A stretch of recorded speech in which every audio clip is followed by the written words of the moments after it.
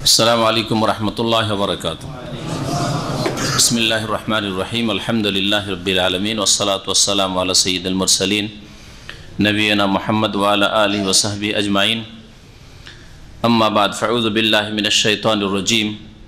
अम हसिबता अन्ना अस्हाबल कहफ़ि वर्रक़ीम कानू मिन आयातिना अजबा इज़ अवल फ़ित्यतु इलल कहफ़ि फ़क़ालू रब्बना आतिना मिन लदुनका रहमा वहय्यि लना मिन अमरिना रशदा फ़दरबना अला आज़ानिहिम फ़िल कहफ़ि सिनीना अददा सुम्मा बअथनाहुम लिनअलमा अय्युल हिज़्बैनि अहसा लिमा लबिसू अमदा नहनु नक़ुस्सु अलैका नबअहुम बिल हक़ इन्नहुम फ़ित्यतुन आमनू बिरब्बिहिम वज़िदनाहुम हुदा। आल्लाह पाकेर समस्त प्रशंसा जे आल्लाह पाक रब्बुल आलमीन एक ও একক, तार कोनो शरीक नहीं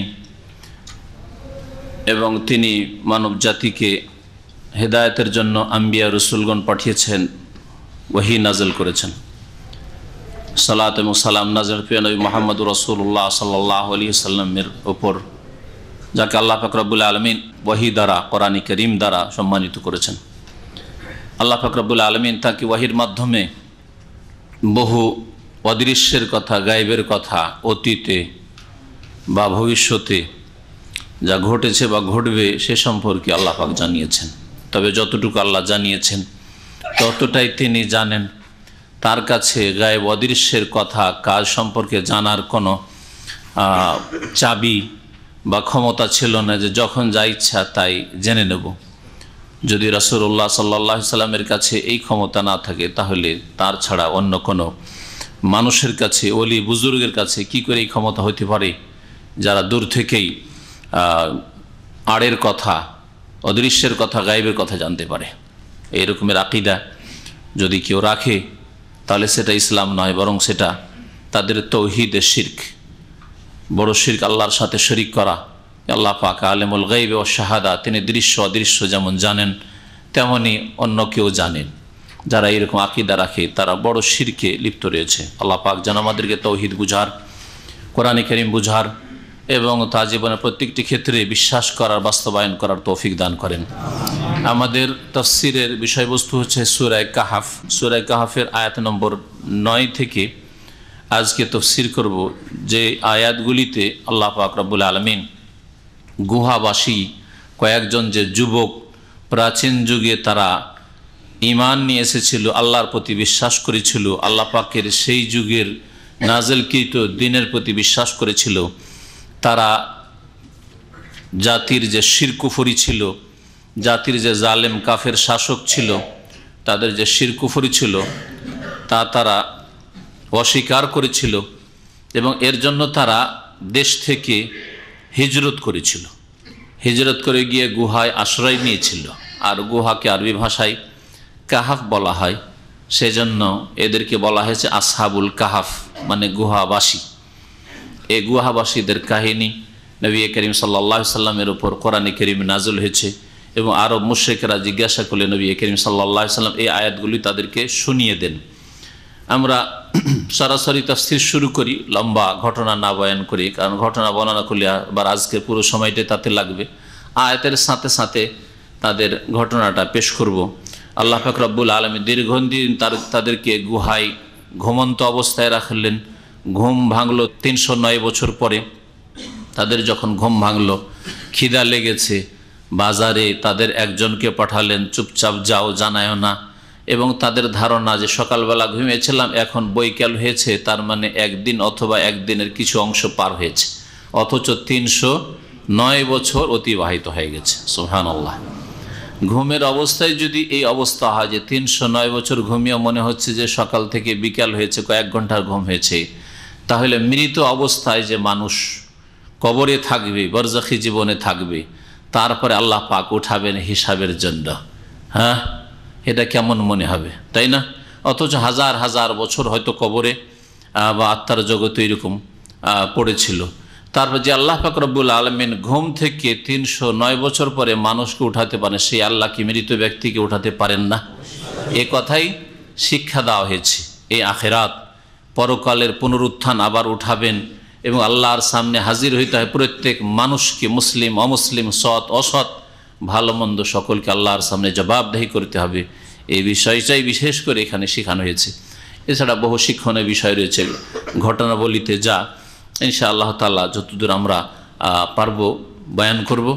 আল্লাহ পাক রব্বুল আলামিন যেন আমাদের কোরআন কারীম বুঝার এবং আমাদের আকীদা আমল ঠিক করার তৌফিক দান করেন। মহান আল্লাহ ইরশাদ করছেন যে আম হাসিবতা আন্না আসহাবাল কাহফি ওয়া রাকিম কানু মিন আয়াতিনা আজাবা, হে নবী তুমি কি এই ধারণা করেছো যে গুহাবাসীর কাহিনী এবং রাকিমবাসীর, গুহাবাসী কাহফ গুহা আর রাকিম, রাকিমটা কি, এই নিয়ে বড়ই তাফসীরকারদের দ্বিমত রয়েছে। তার মধ্যে সবচাইতে সহি বা বলিষ্ঠ কথা হচ্ছে যে সেটা ওই এলাকার নাম বা ওই উপত্যকার নাম বা ওই গ্রামের নাম, যেই গ্রামের পাশে এই গুহা অবস্থিত ছিল। এছাড়া কেউ কেউ বলেছে ওই পাহাড়ের নাম রাকিম ছিল, ওই গুহার নাম রাকিম ছিল, ওদের কুকুরটির নাম রাকিম ছিল, ইত্যাদি ইত্যাদি নানান মতামত তাফসীরকারদের রয়েছে। কিন্তু সবচেয়ে সহি কথা যে এরা ছিল গুহাবাসী এবং রাকিমের অধিবাসী, রাকিম জনপদের বা রাকিম এলাকার বাসিন্দা ছিল। এজন্য এদেরকে বলা হয়েছে আসহাবুল কাহফ আর আসহাবুর রাকিম। আফ করা হয়েছে মানে এরা হচ্ছে গুহাবাসী আর এরা হচ্ছে রাকিমের অধিবাসী। তুমি কি ধারণা করেছো হে নবী যে গুহা এবং রাকিমবাসীরা কানু মিন আয়াতিনা আজাবা, আমার নিদর্শন সমূহের আশ্চর্য বিষয় ছিল, বিস্ময়কর বিষয় ছিল শুধু, আর এর চাইতে বড় বড় আশ্চর্যজনক বিষয় নেই। এটা হচ্ছে আয়াতের অর্থ। আল্লাহ পাক রব্বুল আলামিনের নিদর্শনে সৃষ্টিতে বহু আশ্চর্যজনক জিনিস রয়েছে। এই ঘটনাকে যে তারা গুহায় আশ্রয় নিল আর এই 300 বছরের বেশি তারা ঘুমিয়ে থেকে গেল, আবার জাগ্রত হইল, এই ঘটনা কি বড় আশ্চর্যজনক মনে হচ্ছে তোমাকে?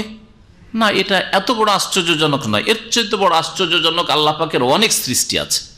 আসমানের সৃষ্টি, জমিনের সৃষ্টি, পাহাড় পর্বত সাগর মহাসাগরের সৃষ্টি, আর এগুলোর নিয়ন্ত্রণ, সূর্য চন্দ্র, অসংখ্য তারকারাজি, আর এছাড়া পৃথিবীতে যত আল্লাহ পাক রব্বুল আলামিন সৃষ্টির কারখানা রয়েছে, এগুলিতে বহু আশ্চর্যজনক বিষয় রয়েছে।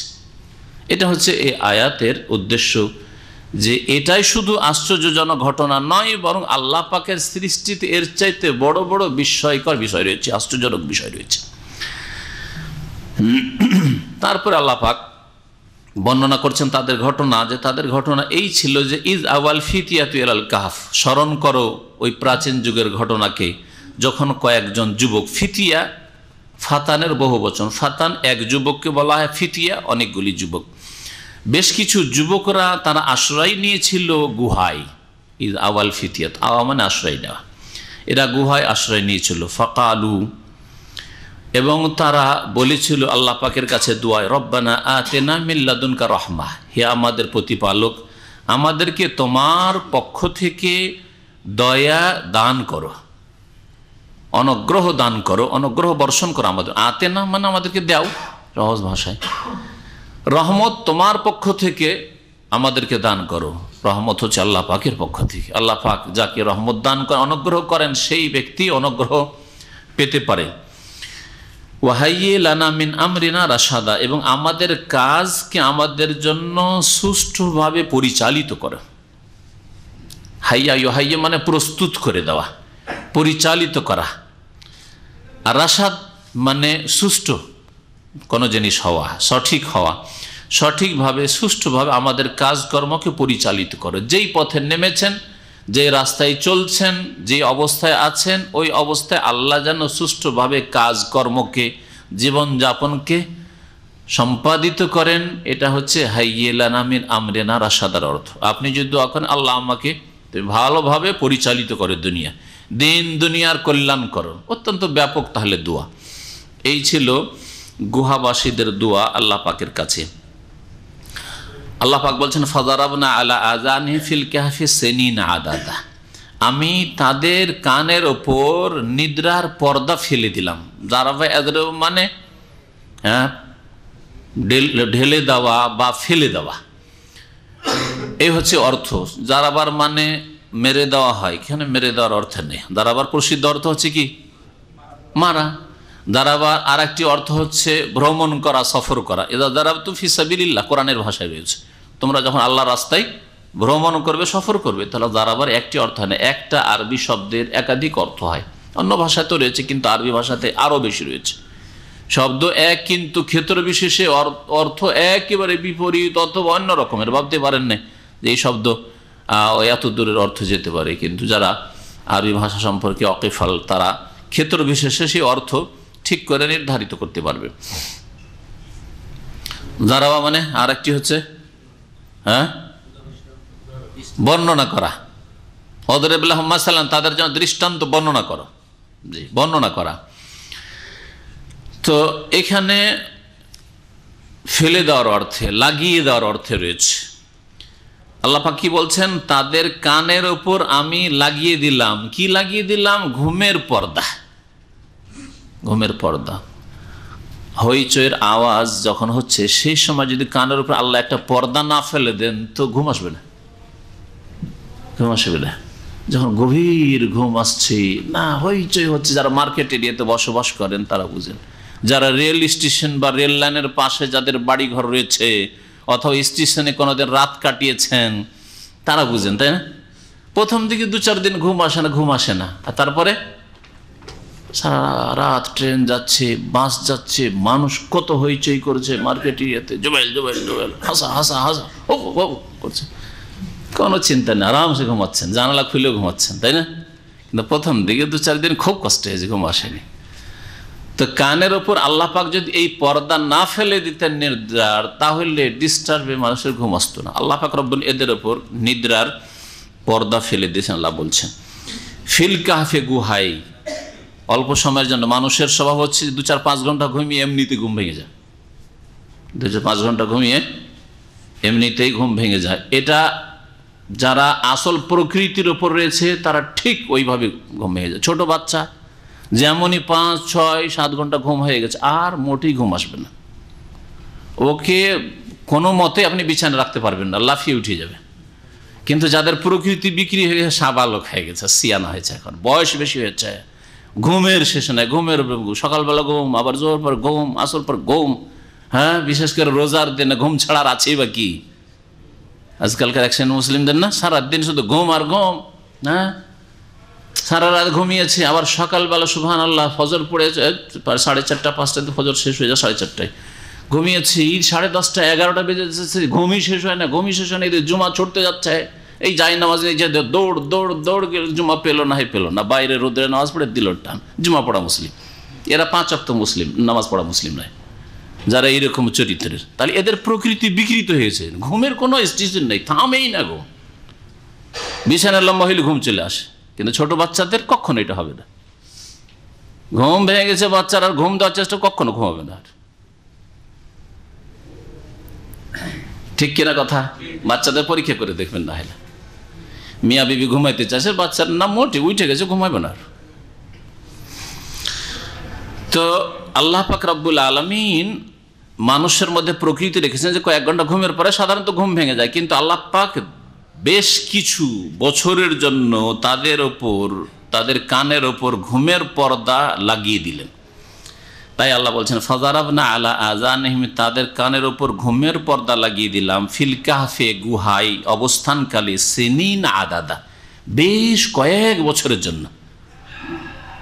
সিনিন আদাদা মানে সিনিন আদিদা, অনেক বছরের জন্য। সেটা পরে বলা হবে কত বছর ছিল, যেমন একটু আগে বললাম। সুম্মা বাসনাহুম, অতঃপর তাদেরকে ঘুম থেকে জাগ্রত করলাম, উঠাইলাম। বাসায়া বাসু মানে উঠানো। লেনা আলামা, কেন উঠাইলাম? যাতে আমি জানতে পারি, মানে আমার যে গায়বের এই জ্ঞান, আল্লাহ পাক জানেন সবকিছু, সেটাকে প্রকাশ করে দিতে পারি।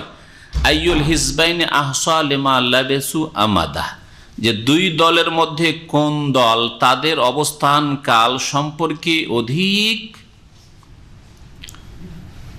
সময় নির্ধারণকারী বা গণনাকারী। 2 দল মতভেদ করছে। এক দল বলছে না, অল্প কিছুদিন ছিল, না বলছে না না না অনেক সময় হয়ে গেছে, তো অনেক সময় হয়ে গেছে, তো দৃশ্য অন্যরকম লাগছে। এই যে তাদের মতদ্বন্দ্ব হয়েছিল আপোষে, এই সম্পর্কে কোন দল অধিক গণনা করতে পেরেছে এটা যাতে করে আমি জেনে নিতে পারি, মানে ওরা বুঝতে পারে। এই জন্য তাদেরকে দীর্ঘদিনের ঘুম দেওয়ার পরে উঠিয়েছিলাম। ঘুমিয়েই যদি চিরকালটা থেকে যেত আর ওই অবস্থায় মত চলে আসতো তাহলে কিছুই টের পেত না, এলাকার লোকও জানতে পারতো না, দেশবাসীও জানতে পারতো না। হ্যাঁ, কিছু যুবকরা ছিল বাড়ি থেকে যে গেছে, কোথায় যে নিখোঁজ হয়েছে কোনো হদিস নেই তাদের, এই না হয়তো, কিন্তু না, এরকমটা হয়নি। ঘটনা কি ছিল? শুরুতে আল্লাহ পাক কিছু কথা সংক্ষেপ করে দিয়েছেন। তা হচ্ছে যে এলাকায় ছিল শিরক আর কুফরি, আল্লাহ ছাড়া অন্যের পূজা। শাসক জালেম সেও মুশরিক পৌত্তলিক ছিল সেই যুগের। এই কয়েকজন যুবক তারা আল্লাহ সম্পর্কে, আল্লাহর দিন সম্পর্কে, তৌহিদ সম্পর্কে জানতে পারলো। তারা ঈমান নিয়ে আসলে বিশ্বাস করলো, যেইভাবে হোক না কেন, যে কোনো সূত্রে তারা সত্য দিনের সন্ধান পেল। আল্লাহ পাক যখন যাকে হেদায়েত করবেন তো গোবরে পদ্ম ফুল বেরিয়ে আসবে, তাই না? গোটা গ্রামে শিরক আর কুফরি, কবর আর মাজার পূজা। দেখা যাচ্ছে যে একজন আলহামদুলিল্লাহ কিভাবে একদিন ইন্টারনেট খুলেছিল, অথবা একদিন কোনো জায়গায় রাস্তা কারোর সাথে দেখা হয়েছে, একটা বক্তব্য দিয়েছে, একটা কিতাব দিয়েছে, হেদায়েত পেয়ে গেছে। অথচ শহরে থেকে যেখানে জানার অনেক উপায় আছে, যেখানে অনেক লাইব্রেরি আছে, অনেক রিসোর্স আছে, তারপরে হেদায়েত পায় না। ইসলামী সেন্টারের পাশে বাস করে, কিছুই জানে না ইসলাম সম্পর্কে।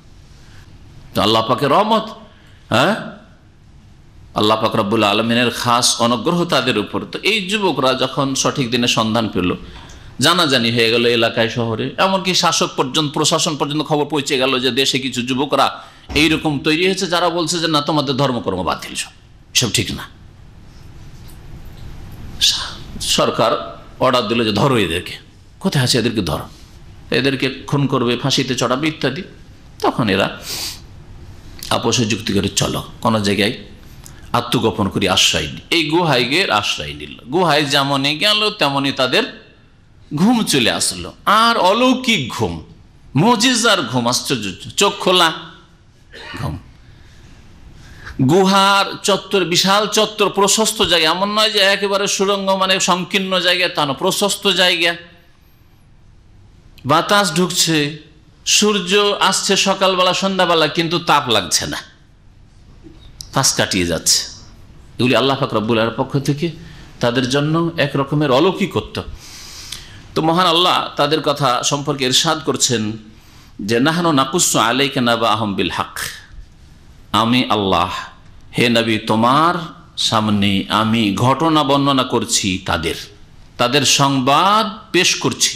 কাসসা ইয়াকুস মানে ঘটনা, কিসসা বর্ণনা করা, কাহিনী বর্ণনা করা, আর নাবাআহুম মানে তাদের সংবাদ সম্পর্কে আমি তোমার সামনে বর্ণনা করছি। বিল হাক্কি, সত্য সহকারে, মানে সত্য ঘটনা বর্ণনা। যে কোনো ঘটনায় সত্য থাকে, আবার মিথ্যার বা কিছু আর কিছু মশলার কি হয়, সংমিশ্রণ হয়, তাই না? যে কোনো ঘটনা ঘটলে কোথাও কিছু তাতে মিথ্যা জড়িয়ে যায়। আল্লাহ পাক রব্বুল আলামিন যা বর্ণনা করছেন এই গুহাবাসীর ঘটনা সম্পর্কে, তা হচ্ছে পুরোপুরি সত্য। তাহলে কোরআনে কারীমে যেভাবে বর্ণনা করা হয়েছে এটা হচ্ছে সত্য। আর মানুষ হতে কিছু মরিচ মশলা দিয়ে বাড়ায় কমায় যাতে করে মানুষকে টেস্টি লাগে, ঠিক না? যেমন ইব্রাহিম আলাইহিস সালামের ঘটনা, প্রত্যেকটি ঘটনা সম্পর্কে এরকম পাবেন। ইব্রাহিম আলাইহিস সালামের ঘটনা কিসাসুল আম্বিয়া, আমাদের প্রচলিত কিতাব, যেটা ফার্সি থেকে উর্দু আর বাংলায় তর্জমা হয়েছে। আর এইরকম কিসসা কাহিনীর কিতাবে নবী রাসূলদের ঘটনায় আর আজব আজব ঘটনা বাড়ানো হয়েছে। আল্লাহ কোরআনে কারীম যা বর্ণনা করেছেন তা সত্য। ইব্রাহিম আলাইহিস সালাম স্বপ্ন দেখছেন যেন নিজ ছেলেকে আন্নি আযবাহুকা, জবাই করছি, তাই না? কিন্তু কিসাসুল আম্বিয়াতে আছে যে আল্লাহ স্বপ্নে দেখা তোমার প্রিয় বস্তুকে তুমি কুরবানি করো। হ্যাঁ, প্রিয় বস্তু কি রে বাবা, এই নিয়ে চিন্তায় থেকে গেলেন।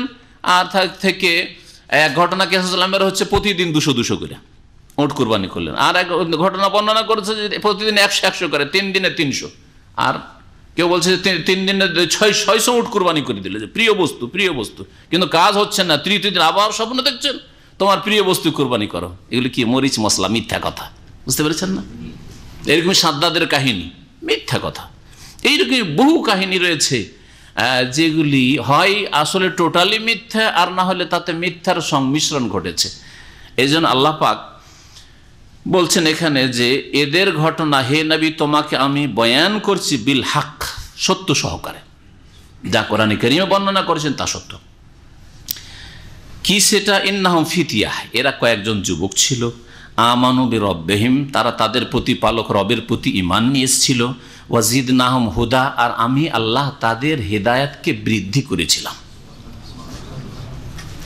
আল্লাহ পাক যদি তাদের এই হেদায়েতের উপর প্রতিষ্ঠিত থাকাকে বৃদ্ধি না করতেন, মজবুত না করতেন, তো মনোবল দুর্বল হয়ে পড়ত, বিপরীত সমাজ, প্রতিকূল অবস্থা, যাক মনে মনে রাখি নিজের দিনকে, আল্লাহকে জেনেছি, আল্লাহর দিন জেনেছি, ঠিক মনে মনে ভিতরে ভিতরে রাখি, লুকিয়ে নামাজ করি, আর না হলে থাকে নামাজটা পারছি না করতে, লোকজন জেনে ফেলবে, তোর ভিতরে রাখি যে আল্লাহ এক, পরকাল ঠিক আছে, ব্যাস, তাই না?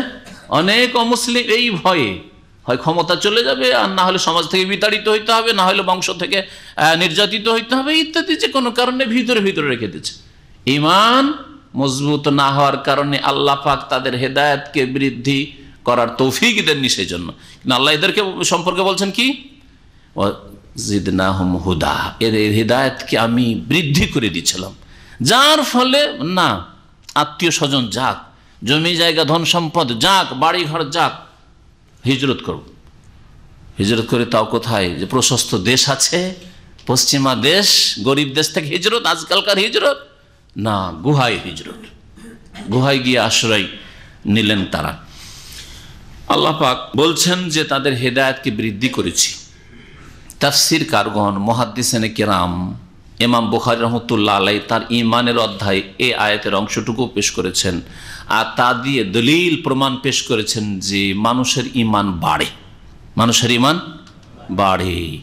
ঈমান যখন বাড়ে, যে জিনিসটা বাড়ে সেটা কখনো কখনো কমতে পারে না, পারে না, স্বাভাবিক, এটা যুক্তি বলে, যেটা বাড়ে সেটা কমে।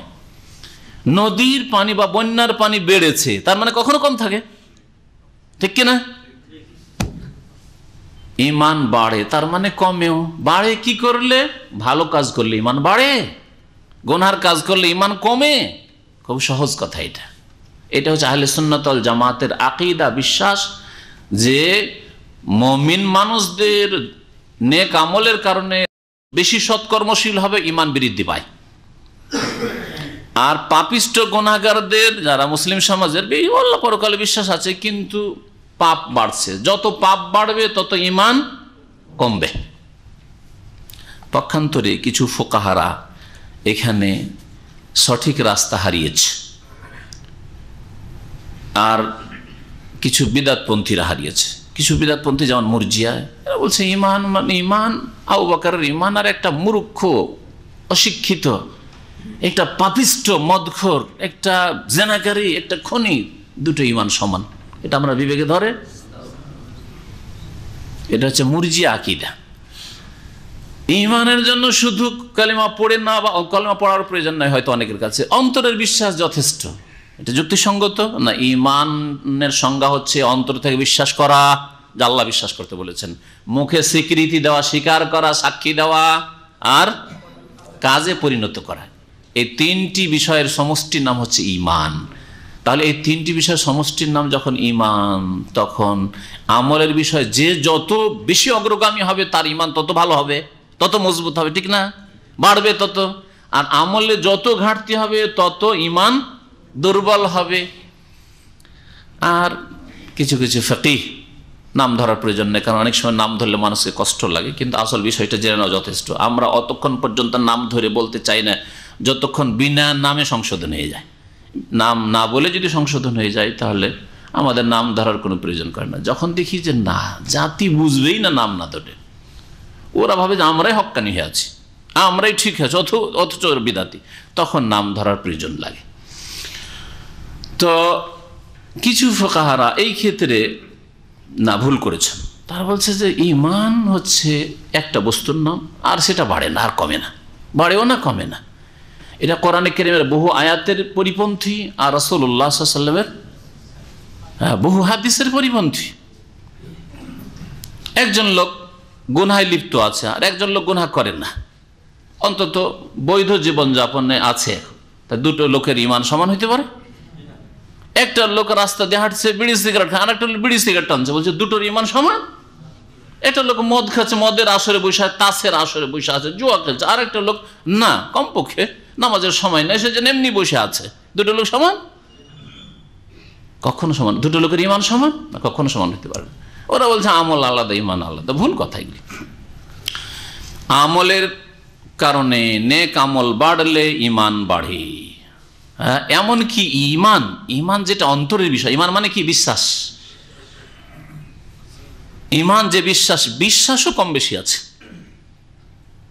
অন্তরের কাজেও কম বেশি হয়ে থাকে। অন্তরের একটি কাজের উদাহরণ দিয়ে বলি, শোক। শোকটা কিসের কাজ? শোকটা কোথায় হয়? অন্তরে। ব্যথা, কষ্ট। মা মারা গেছে শোক, বাপ মারা গেছে শোক, স্ত্রী মারা গেছে, ছেলে মা মারা গেছে শোক, আর দাদা দাদি মারা গেছে, অথবা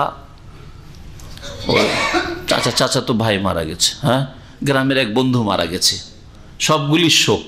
শোক অন্তরের কি সবসময় একই রকম থাকে? মা মরলেও যেই শোক, গ্রামের একজন লোক মারা গেছে, চাচাতো খালাতো, সে মরলে ওই শোক, এরকম হয় কি? একটা মোবাইল হারিয়েছে 100 রিয়ালের সেই শোক, আর একটা হচ্ছে চাকরি গেল এক শোক। দুটো সমান নাকি? কখন? তাহলে শোক যেটা অন্তরের কাজ, তাতেও কমে বাড়ে, কখনো কম থাকে, কখনো বেশি থাকে। ঠিক তেমনি ইমান, আমল ছাড়াও যদি বলেন, ইমানও মানুষের কমে বাড়ে। এক লোকের কখনো ইমান বাড়ে, কখনো কমে। আবার একজনের আরেকজনের অন্তরের যে বিশ্বাস, ইমান, তাতেও কম বেশি আছে। একজন জান্নাত জাহান্নামকে যেমন স্বচক্ষে দেখে ওই রকম দেখছে, আর ওইভাবে আমল করছে, জীবনযাপন করছে। আরেকজন না, গতানুগতিক বিশ্বাস তো আছে, অবিশ্বাস করি না, সন্দেহ করি না, আল্লাহ যে হিসাব নিবেতে, কিন্তু মগজে বসে থাকে না, ভুলে যায়। যার ফলে নামাজের সময় খেলা দেখছে, খবর শুনছে, শোনার পরে নামাজটা ছাড়লো, বাসাতে নামাজটা পড়ে নিল। খুব নামাজি হইলে একটু হয়তো যে নামাজটা ছাড়লাম না, ঘাটতি করলাম না, 70ই পড়লাম, বাসাইতে পড়ে নিলাম। অথবা দ্বিতীয় জামাতে, তৃতীয় জামাতে পড়ে, এখন খেলাটা দেখিনি। দুটো সমান? কারণ এর বিশ্বাস, আমি যদি প্রথম জামাতে নামাজ না পড়ি, তাহলে আমি ওয়াজিব ছাড়লাম, জবাবদিহি করতে হবে। এটা তার সজাগ হয়ে আছে এই বিষয়ে, তার ইমানটা। আর এ গাফিল হয়ে রয়েছে। তাহলে ইমান কমে বাড়ে, এটাই হচ্ছে আহলে সুন্নাত ওয়াল জামাতের আকীদা। আর এটাই ঠিক, যে ফুকাহারা বলেছে ইমান বাড়ে না কমে না, একই অবস্থায় থাকে, সেটা ভুল। ওয়াইযা তুলিয়াত আলাইহিম আয়াতুহু যাদাতহুম ঈমানা। আল্লাহ কোরআনে কারীমে আরেক আয়াতে বলছেন, সূরা আরাফের প্রথম দিকে, যখন তাদের সামনে কোরআনে কারীমের আয়াত তিলাওয়াত করা হয়, কোরআনে কারীম শোনানো হয়, যে কোরআনে তাফসীর হচ্ছে এখন, যাদাতহুম ঈমানা, তাদের ঈমান কি হয়? ঈমান বৃদ্ধি হয়। এখানে হেদায়েত বৃদ্ধির কথা, ওয়াজিদনাহুম হুদা, ওখানে আছে ঈমান, আর ঈমান বেড়ে যায়। তাহলে ঈমানও বাড়ে, ঈমান বাড়ে এবং কমে। ভালো কাজ করলে বাড়ে, আর ভালো কাজ না করলে, ভালো কাজে কম অংশ নিলে, গুনার কাজ করলে কমে। এই দিন শুনছেন, দিনের কথা শিখছেন, তাফসীরের মাহফিলে বসে আছে, এখানে যে ঈমানটা আছে, ঘরে বসে খাওয়া দাওয়া করছেন, ঈমান ওইরকম থাকবে? কখনো না। নবী করিম সাল্লাল্লাহু আলাইহি ওয়াসাল্লাম সাহাবারা বলতেন, ইয়া রাসূলুল্লাহ, মনে হয় আমরা মুনাফিক হয়ে যাচ্ছি। কেন? বলছে, আপনার মজলিসে যখন থাকি, তখন মনে হচ্ছে যে যেন আমরা জান্নাত জাহান্নাম দেখছি, কান্না রায়ু আইন, জান্নাত জাহান্নাম যেন চোখে দেখছি। আর যখন বাড়িতে চলে যাই, বিবির সাথে আমোদ ফুর্তি গল্প করি, ছেলে মেয়েকে নিয়ে একটু আমোদ ফুর্তি করি, খুশি করি, আদর করি, তখন নাসিনা কাসীরান, অনেক কিছু মনে হয় ভুলে যায়, অনেক কিছু ভুলে যায়। নবী করিম সাল্লাল্লাহু আলাইহি ওয়াসাল্লাম বললেন যে হ্যাঁ, এইরকম আপ ডাউন হবে। তার মানে এই নয় যে বাড়িতে গিয়ে জায়েজ কাজ বা একটু দুনিয়ার কাজ, হারাম কাজ করে নেই, জায়েজ কাজই করছে বাড়িতে, হয়তো সংসারী কাজ, তাতে ঈমান চলে গেছে, কিন্তু ঈমান কমেছে, ঠিক না? নবী সাল্লাল্লাহু আলাইহি ওয়াসাল্লাম মজলিসে ঈমান বেড়েছে। নবী করিম সাল্লাল্লাহু আলাইহি ওয়াসাল্লাম বললেন, তোমাদের ঈমান যদি একই অবস্থায় থেকে যেত সবসময়, বাড়িতে ওই অবস্থায় যেমন নবীর সামনে অবস্থায়, তাফসীরের আর কোরআন এবং হাদিসের দর্শে যে অবস্থায়, সেই অবস্থায় বাজারে ঘোরার সময়, হ্যাঁ, লেডিস মার্কেটে ঘোরার সময়, হ্যাঁ, একই যদি ঈমান থেকে যেত, তাহলে লা সাফাহাত কুমুল মালাইকাতু ফি তুরকাত, তাহলে ফেরেশতারা এসে তোমাদের সাথে রাস্তাঘাটে সালাম মুসাফা করত।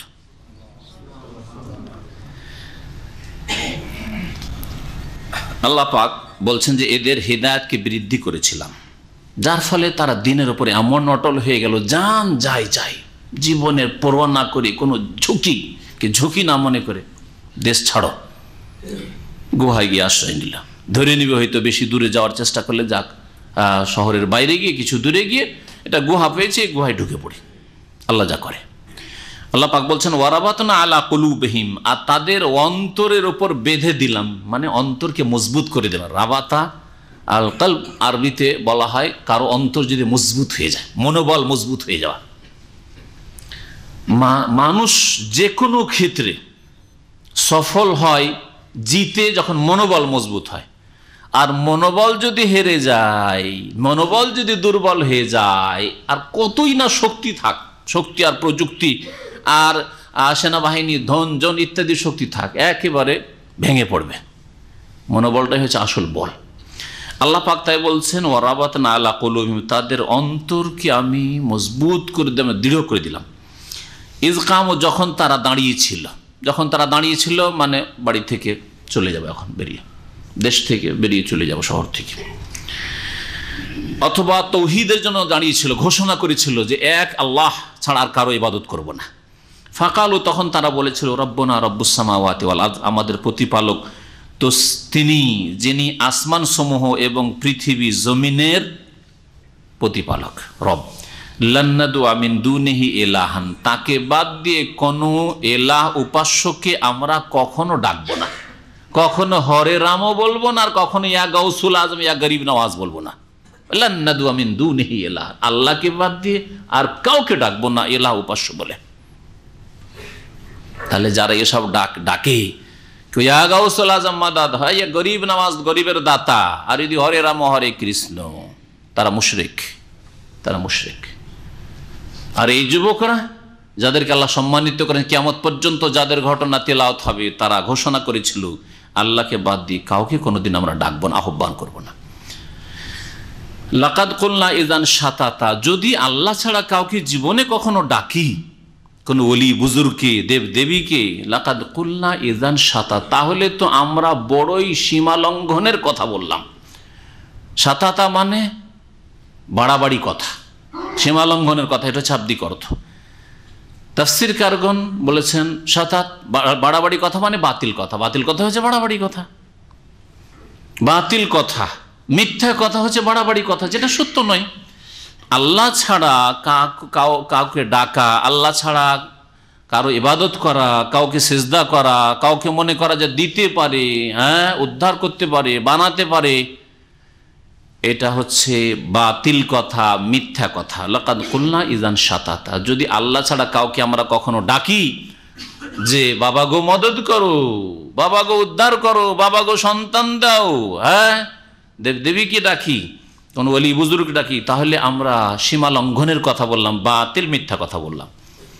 আল্লাহ পাক তাদের সম্পর্কে আরো ইরশাদ করেছে হাউলাই কওমান ইত্তাখাযু মিন দুনিহি আলিহা, এই যুবকরা আরো আপোষে বল, আপোষে কিন্তু তাদের কথা হচ্ছে, এই যে যুবকরা তাদের আপোষে কথা হচ্ছে, বলে এই যে আমাদের জাতি, নিজের জাতি সম্পর্কে বলল, ইত্তাখাযু মিন দুনিহি আলিহা, আল্লাহকে বাদ দিয়ে অনেক উপাস্য তারা সাব্যস্ত করেছে, অনেকের উপাসনা করে, অনেককে সেজদা করে, অনেকের কাছে দোয়া করে, আহ্বান করে। লাউলা ইয়াতুনা আলাইহিম বিসুলতানিন বাইয়িন, এই তাদের ভ্রান্ত ধর্মের ওপর, মতবাদের ওপর তারা স্পষ্ট কোনো দলিল প্রমাণ কেন পেশ করতে পারে না? শিরক বহুত্ববাদ যদি আল্লাহ প্রদত্ত ধর্ম হয় কোন যুগের, তো একটা দলিল পেশ করুক যে কোন ধর্মীয় দিনের কিতাব, ধর্মীয় কিতাব মানে আসমানি কিতাব, আসমানি কিতাবে যেটা অবিকৃত, তাতে এইরকম কথা কোন নবী রসুল শিখিয়েছেন যে আল্লাহ ছাড়াও কেউ দিতে পারে, নিতে পারে, আল্লাহ ছাড়া কেউ মনের আশা পূরণ করতে পারে, এই ধর্ম কখন আল্লাহ নাজিল করেননি। আল্লাহ যত আম্বিয়া রসুলগণ দিয়ে দিন নাজিল করেছেন, সেই দিনের মৌলিক বিষয় হচ্ছে তাওহীদ, আল্লাহর একত্ব। শিরক সবচেয়ে বড় অপরাধ। রিসালাত, আল্লাহ পাকের দিন রাসূলের মাধ্যমে নিতে হবে, আর কারো মাধ্যমে নয়। এগুলি হচ্ছে দিনের মৌলিক বিষয়। লাউলা ইয়াতুনা আলাইহিম বিসুলতানিন বাইয়িন, তাদের এই কথার উপর তারা কেন স্পষ্ট কোনো দলিল প্রমাণ পেশ করতে পারে না? যখন পেশ করতে পারে না, ফামান আযলামু মিম্মান ইফতারা আলাল্লাহি কাযিবা, আল্লাহ সম্পর্কে যারা মিথ্যা কথা রচনা করে তাদের চাইতে বড় আর জালেম কি হইতে পারে? আল্লাহ সম্পর্কে, আল্লাহর দিন সম্পর্কে, আল্লাহ পাকের রসুল সম্পর্কে কেউ যদি মিথ্যা কথা, বানাওয়াট কথা বলে, কোরআন এবং হাদিস ভিত্তিক কথা না হয়, তো তার চাইতে বড় আর জালেম পৃথিবীতে কেউ নেই। জালেম শাসক জালেম, তার চেয়ে বড় জালেম হচ্ছে ধর্মের নামে যারা মিথ্যা কথা বলে, রাসূলের নামে মিথ্যা কথা, রাসূলের শানে মিথ্যা কথা, ইসলামের ক্ষেত্রে কোরআন এবং হাদিসের ক্ষেত্রে অপব্যাখ্যা করে মিথ্যা কথা বলা, আল্লাহ পাক সম্পর্কে মিথ্যা তথ্য বলা। আল্লাহ সর্বত্র বিরাজমান, আল্লাহ সব কিছুতেই বিরাজমান। হ্যাঁ, ওলি আউলিয়া, হ্যাঁ, আল্লাহতে ফানা হয়ে যান, বিলীন হয়ে যান। এসব এর চাইতে বড় জালেম আর কি হইতে পারে, যার আল্লাহ সম্পর্কে মিথ্যা কথা বলে। আল্লাহ পাক রব্বুল আলামিনের কাছে সরাসরি পৌঁছা যায় না, ওসিলা ধরতে হয়। আর পীর ওলি বুজুর্গ এরা হচ্ছে ওসিলা।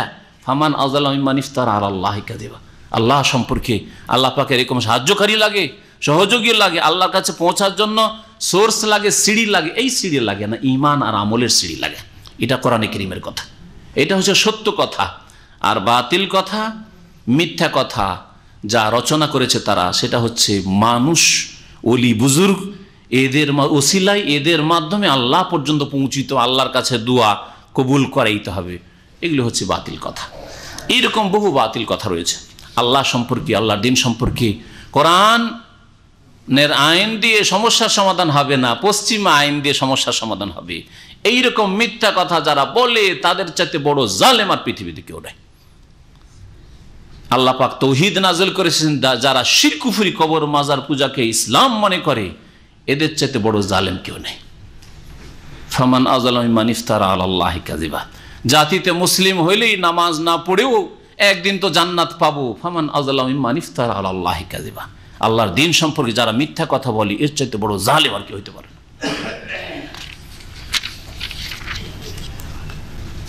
তারপরে তারা আপোষে আলাপ আলোচনা করলো যে দেখো, আমাদের রাস্তা যখন আলাদাই হয়ে গেছে, আর এই মুশরিক পৌত্তলিকদের রাস্তা, বহুত্ববাদীদের রাস্তা আলাদা, এদের সাথে বসবাস করা যাবে না।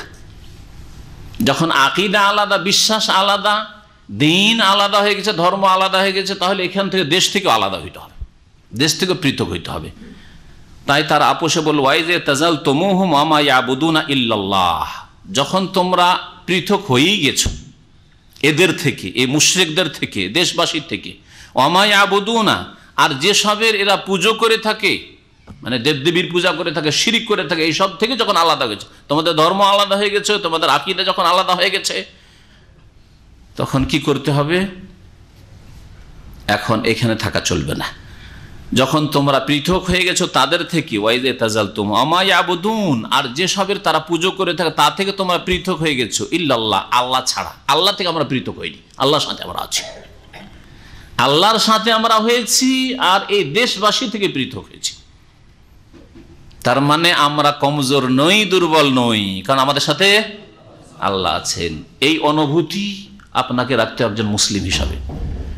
সারা গ্রাম বেনামাজি, সারা গ্রাম শিরক কুফরি করে, সারা গ্রাম বেদিন, সারা গ্রাম পেট পূজারি, আপনি একাই তাওহীদের কথা, সুন্নাতের কথা বলছেন, দ্বীন ইসলামের কথা বলছেন। আপনি নিজেকে কমজোর মনে করবেন না, নিজেকে দুর্বল মনে করবেন না। ইল্লাল্লাহ, আল্লাহ আপনার সাথে আছে। যখন পৃথক হয়ে গেছো এদের থেকে, এবং এরা যেসবের পূজা করে থাকে, যেসব মেনে থাকে, তার থেকে পৃথক হয়েছো, ইল্লাল্লাহ, তবে আল্লাহ থেকে পৃথক হওনি, আল্লাহর সাথে তোমরা আছো। তাহলে আল্লাহর জন্য হিজরত করতে হবে। ফাউ ইলাল কাহফ, সুতরাং তোমরা আশ্রয় নাও গুহায়। চলো গিয়ে আমরা গুহায় আশ্রয় নিই। তারা আপোষে এই কথাবার্তাগুলি বলছে। ইয়ানসুর লাকুম রব্বুকুম মির রাহমাতিহি, তাহলে আল্লাহ পাক তাঁর রহমত থেকে, তোমাদের প্রতিপালক তাঁর রহমত থেকে তোমাদের জন্য দ্বার খুলে দেবেন, বা রহমতকে আল্লাহ পাক ছড়িয়ে দেবেন। নাসারা ইয়ানসুর মানে ছড়িয়ে দেওয়া, বিক্ষিপ্ত করে দেওয়া। আল্লাহ পাক তার রহমত তোমাদের উপর ঢেলে দেবেন, ছড়িয়ে দেবেন, আর রহমতের দ্বার খুলে দেবেন। ওয়া ইউহাইয়্যি লাকুম মিন আমরিকুম মিরফাকা, এবং তোমাদের কাজকে তোমাদের জন্য সহজ সাধ্য করে দেবেন। তোমাদের কাজকে তোমাদের জন্য মিরফাকা, রিফকুন মানে নরম হওয়া, ওখান থেকে হচ্ছে মিরফাকা, তোমাদের জন্য সহজ সাধ্য করে দেবেন কাজকে। দেখেন, এই হচ্ছে আল্লাহ সম্পর্কে সুধারণা রাখা। হাদিসে কুদসিতে আছে, আনা ইনদা জান্নে আব্দি বি, আমি আমার বান্দা যেমন আমার সম্পর্কে ধারণা রাখে তেমন করি। আল্লাহ সম্পর্কে আপনি সুধারণা রাখবেন, আল্লাহ ভালো দেবেন। আল্লাহ সম্পর্কে আপনি খারাপ ধারণা, আল্লাহ যে অবস্থা, যে দুর্বলতা, যে মুসলিমরা অসহায়, যে আমরা অসহায়, আমাদের সংখ্যা কম, তৌহিদের কথা, সুন্নতের কথা, কোরআন হাদিসের কথা বলার মতো গ্রামে নেই, এলাকায় নেই, কাউকে খুঁজেই পাই না, কি আর হবে? এই যে নেগেটিভ ধারণা, না আমার দ্বারা আবার কি হবে, কি বা করতে পারবো, এই উল্টো চিন্তা যদি হয় তো আল্লাহ পাকের সাহায্য হবে না। আনা ইনদা জান্নি আবদি বি, যে কোনো জীবনের ক্ষেত্রে দোয়া করছেন আপনি, নিজের জন্য, নিজের পরিবারের জন্য, নিজের ভবিষ্যতের জন্য, উম্মতের জন্য, যে কোনো ভালো কাজের জন্য দোয়া করছেন আপনি, দোয়ায় যদি আল্লাহ সম্পর্কে ভালো ধারণা থাকে, আল্লাহ আমার দোয়া শুনবেন তো শুনবেন। আর যদি ধারণা থাকে আমি পাপী তাপী গুনাহগার, আমার মতো লোকের দোয়া কবুল হয়, তো কয়েকদিন তো দোয়া করলাম, কিছু তো বুঝতে পারি না, গেল গেল, শেষ হবে না। দেখেন কত সুধারণা তাদের, মাত্র 6 জন সঠিক হচ্ছে, তারা 6 জন, এই কয়েকজন মানুষ, আর লাখ লাখ মানুষ দেশে। আল্লাহ পাকের কাছে কত আশা যে আমাদের কাজকে আল্লাহ কি করে দেবেন, সহজ সাধ্য করে দেবেন। গুহায় আশ্রয় নিচ্ছে, খাবার কোথায় পাবো, আর ওখানে গিয়ে বাঁচবো কি বাঁচবো না, কি হবে, তারপরে কি হবে, এইসব চিন্তা নেই। আল্লাহর ওপর এই আস্থা, ভরসা যে আল্লাহ আমাদের কাজকে সহজ সাধ্য করে দেবেন। গুহায় ঢুকে পড়লো তারা, ঘুম চলে আসলো। আল্লাহ পাক রব্বুল আলামিন বলছেন, ওয়াতারা শামসা ইজা তালাত, সূর্যকে হে নবী তুমি দেখবে যখন সূর্য উদিত হয় তাদের উপর, মানে এই যে গুহাবাসীরা যে শুয়ে আছে আর প্রশস্ত সেই গুহা চত্বর, তারপর সূর্য যখন উদিত হয়, তাজা আর আনকা ফেহিম, তাদের গুহা থেকে পাশ কেটে যায়, পাশ কেটে যায়, যাতে আমি ডান দিকে সূর্য এমনভাবে পাশ কেটে যায় ওদের ওপর রোদ পড়ে না। ওয়াইদা গারাবাত, আর যখন সূর্য অস্তমিত হয়, কারণ সূর্যের যে তাপ বা রৌদ্র পড়ে হয় সকালবেলা পড়ে না হয় বিকালবেলা পড়ে না। আপনার বাড়ির পূর্ব দিক থেকে রৌদ্র পড়বে হ্যাঁ সকালবেলা, আর বিকালবেলা পূর্ব দিকে যেটা ঘেরা ধান বড় বিল্ডিং, তাহলে ঘরে দিয়ে এই আসছে না, রৌদ্র আসছে না, কিন্তু ওই সন্ধ্যাবেলা যদি ওই দিকটা খোলা থাকে ওই দিকে রৌদ্র পড়বে, পড়বে না পড়বে না। আর যদি আপনার বাড়ি মাশাআল্লাহ খোলা ভিলা, চারিদিক থেকে রোদের সুযোগ সুবিধা আছে, তাহলে সকালবেলা রৌদ্র পাচ্ছেন, বিকালবেলা রোদ, সকালবেলা এই দিক থেকে রৌদ্র পাচ্ছেন, বিকালবেলা ওই দিক, এই দিক থেকে বাতাস আসলে পাচ্ছেন, ওই দিক থেকে বাতাস হলেও পাচ্ছেন, ঠিক না? তো আল্লাহ পাক রব্বুল আলামিন বলছেন যে সকালবেলা যখন সূর্য উদয় হয় তখন তুমি দেখবে হে নবী, তুমি যদি ওই দৃশ্য দেখো যে তাদের গুহা থেকে, বা দেখতে যদি ওই দৃশ্য, তাহলে তাদের গুহা থেকে সূর্য ডান দিকে পাশ কেটে যায়। ওয়াইজা কারাবাত, আর সূর্য যখন অস্তমিত হয়, তাকরে দহম জাতা শেমাল, তাদেরকে বাম দিকে ছেড়ে দেয়, বাম দিকে ছেড়ে অতিবাহিত হয়ে যায়। এইভাবে সূর্য উঠে ডুবে উঠে ডুবে, কিন্তু তাদের উপর রোদ পড়ে না, কারণ কন্টিনিউ যদি এই দীর্ঘ সময় ধরে শরীরের উপর রোদ পড়তো তাহলে শরীরগুলি শুকিয়ে যেত, বাঁচত না মানুষ। আর রোদরে 2-4 ঘন্টা শুয়ে থাকা যায় খুব বেশি, কিন্তু সারা জীবনটা রোদরে শুয়ে থাকেন দেখি, হ্যাঁ সম্ভব? আল্লাহ পাক এই জন্য তাদেরকে রোদ্র থেকে এইভাবে বাঁচিয়েছিলেন। ওয়াহুম ফি ফাজওয়াতিম মিনহু, অথচ তারা গুহা প্রশস্ত চত্বরে ছিল। ফাজওয়া মানে কুশাদা, প্রশস্ত জায়গা, প্রশস্ত জায়গায় তো সূর্যের তাপ পড়া আবশ্যক, কিন্তু পড়ছে না। ওয়াহুম ফি ফাজওয়াতিম মিনহু মানে মিনাল কাহফ, গুহার প্রশস্ত চত্বরে অথচ তারা ছিল। যালিকা মিন আয়াতিল্লাহ, এই আশ্চর্যজনক ঘটনা হচ্ছে আল্লাহ পাকের নিদর্শন সমূহের অন্তর্ভুক্ত। আল্লাহ পাকের কুদরতে কামেলা, আল্লাহ পাকের মহান কুদরতে এটা হয়তো। মাইয়াহাদিল্লাহ, আল্লাহ পাক যাকে হিদায়াত করেন, হিদায়াতে তৌফিক দেন, ফাহুয়াল মুহতাদি, সেই ব্যক্তি আসল সঠিক পথ প্রাপ্ত, হিদায়াত প্রাপ্ত। ওয়ামাইয়ুদলিল, আর আল্লাহ যাকে পথভ্রষ্ট করেন, মানে আল্লাহ পাক রব্বুল আলামিনের তৌফিক যদি না হয়, আল্লাহ পাকের তৌফিক কখন হবে? মানুষ মনে করে যে আল্লাহ পাকে ধরে আমাকে হিদায়াত করলেন না কেন? আপনাকে যাকে আল্লাহ হেদায়েত করেছেন তাকে ধরে জবরদস্তি হেদায়েত করেননি, আর যেই ব্যক্তি বিপথে চালিত হয়েছে তাকে জবরদস্তি আল্লাহ পাক জাহান্নামের রাস্তায় ধাক্কা দিয়ে দেন না। ধাক্কা খেয়েছেন কখনো? বেনামাজি কখনো মসজিদের গেটে ঢুকছিল, ধাক্কা খেয়েছে নাকি? হ্যাঁ, কবর মাজার পূজারি কখনো ধাক্কা দিয়ে কবর মাজারে ঢুকিয়ে দেওয়া হয়েছে নাকি সিজদা করার জন্য? হয়েছে কোনোদিন? হ্যাঁ, কখনো তো হয়নি। তো এই নয় যে আল্লাহ পাক রব্বুল জবরদস্তি কাউকে হেদায়েত করেছেন, তো হেদায়েত মানে হেদায়েতে তৌফিক, আর জবরদস্তি কাউকে গুমরাহ করেছে। আল্লাহ পাক স্বাধীন মানুষ সৃষ্টি করেছে এবং আল্লাহ পাক ভালো মন্দের ক্ষমতা দিয়েছেন, বিবেক দিয়েছেন, আর বিবেককে হেদায়েত করার জন্য, সঠিক পথ দেখানোর জন্য ওহী নাযিল করেছেন। বিবেক দিয়ে কাজ নিতে হবে, আর বিবেক যেখানে ফেল করবে, যাচ্ছে কিভাবে নামাজ পড়তে পারি, কিভাবে এই কাজটা করতে পারি, এটা বিবেকে ধরছে, তাহলে শরীয়তের আশ্রয় নিতে হবে, কোরআন এবং হাদিসে দেখতে হবে, সমাধান আল্লাহ পাকের বিধানে খুঁজতে হবে।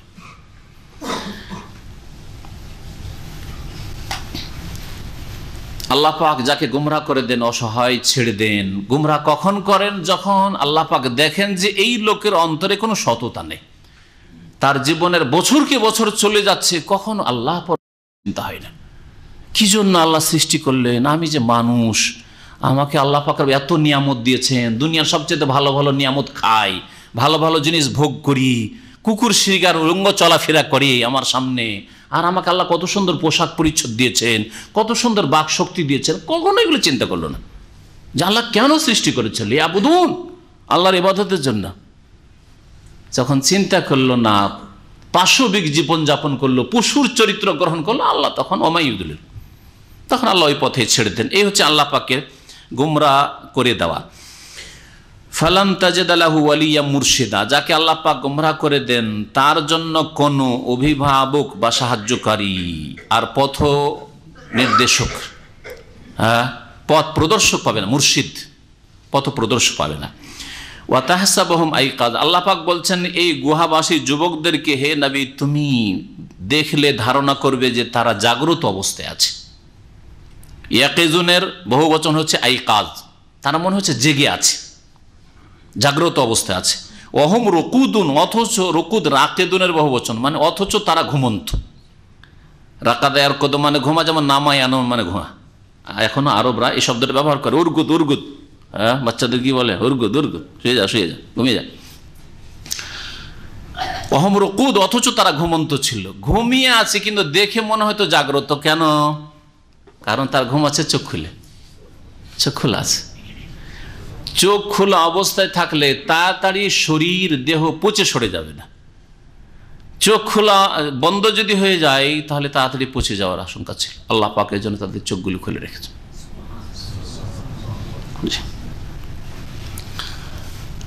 এই ছিল এক আল্লাহ পাকের পক্ষ থেকে মুজিজা, অলৌকিকত্ব। আর একটা ছিল যে একই অবস্থায় তারা শুয়ে থাকতো না, এতদিন ধরে শুয়ে আছে কিন্তু তাদের পার্শ্ব পরিবর্তন হচ্ছে, একবার ডান দিকে কাত হচ্ছে, এবার বাম দিকে, এবার এই দিকে, এবার চিত হচ্ছে, এবার কাত বাম দিকে।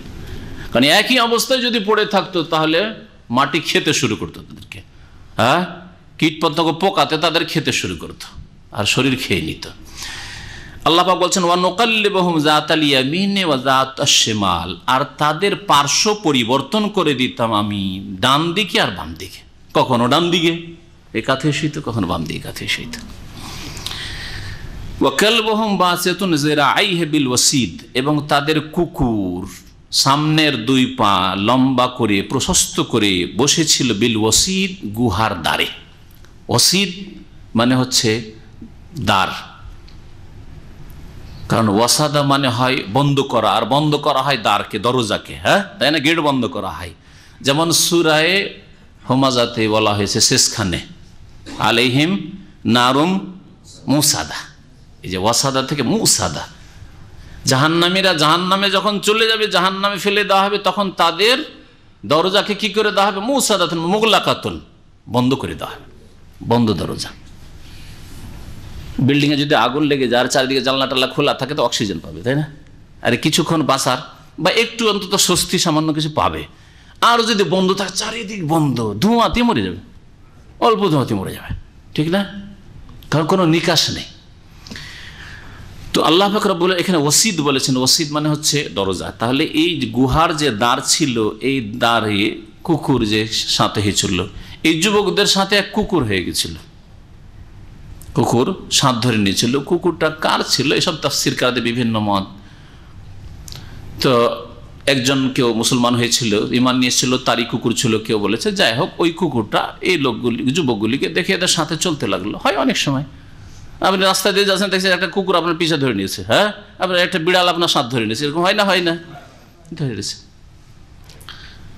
ভালোদের সাথে পশুও যদি থাকে তো সম্মান পেয়ে যায়, তাই না?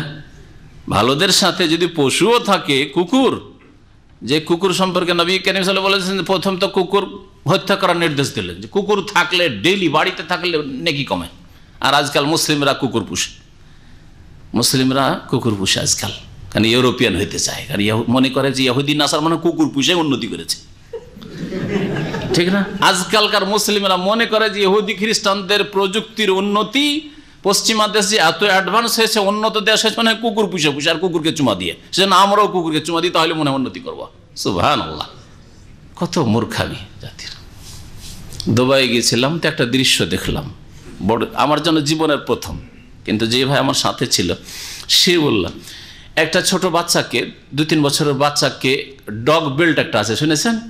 ডগ বেল্ট বুঝেন? ডগ বেল্ট কুকুরের বেল্ট আছে। পশ্চিমারা ইয়াহুদি নাসারা যে কুকুর বেঁধে রাখে একটা বেল্ট দিয়ে, আর ও টানে, হ্যাঁ দেখেছেন না? দেখেন নাই? অনেকে দেখেছেন।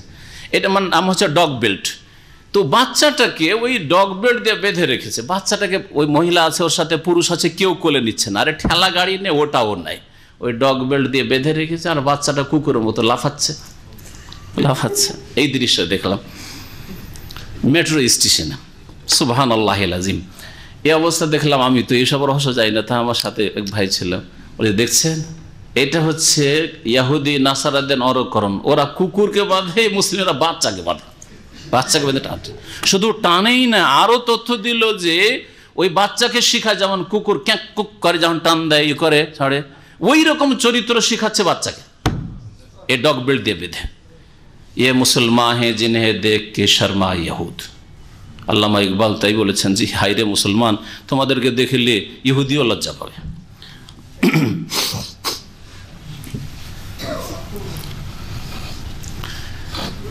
উন্নতি এতে নেই উম্মতে মুসলিমার যে ইহুদি নাসারার গর্তে ঢুকবে, উন্নতি আছে দিন দুনিয়ার জন্য মেহনত করায়। আপনার দিনকে ঠিক করেন আর দুনিয়াকে ঠিক করেন, স্বাবলম্বী হওয়ার চেষ্টা করেন, নিজের পায়ে দাঁড়াবার চেষ্টা করেন, দিনকে ঠিক রেখে। আল্লাহর সাথে সম্পর্কহীন হয়ে গেলে ইহুদি নাসারা সমান হয়ে গেলেন, তখন আল্লাহ পাক রব্বুল আলামিনের ফয়সালা হচ্ছে যার কাছে বেশি শক্তি আছে দুনিয়ার, সে জিতবে, ঠিক না? আমাদের কাছে সবচেয়ে বড় যে শক্তিটা ছিল সেটা ইমানি শক্তি, আমলি শক্তি। এই শক্তি আমরা হারিয়ে দিচ্ছি। এখন বিজাতির সাথে, কাফেরদের সাথে আমাদের কম্পিটিশন হচ্ছে দুনিয়ার শক্তির। দুনিয়ার শক্তিতে ওরা আগে, সুতরাং আগে বেড়ে যাচ্ছে।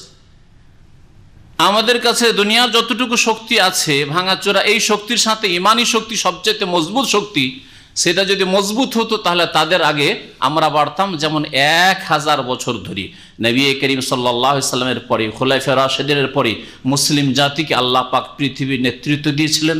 আর স্পেনেও মুসলিমদের ইউনিভার্সিটিতে, কর্ডোবাতে ইহুদি নাসারাদের ছেলেরা এসে পড়তো।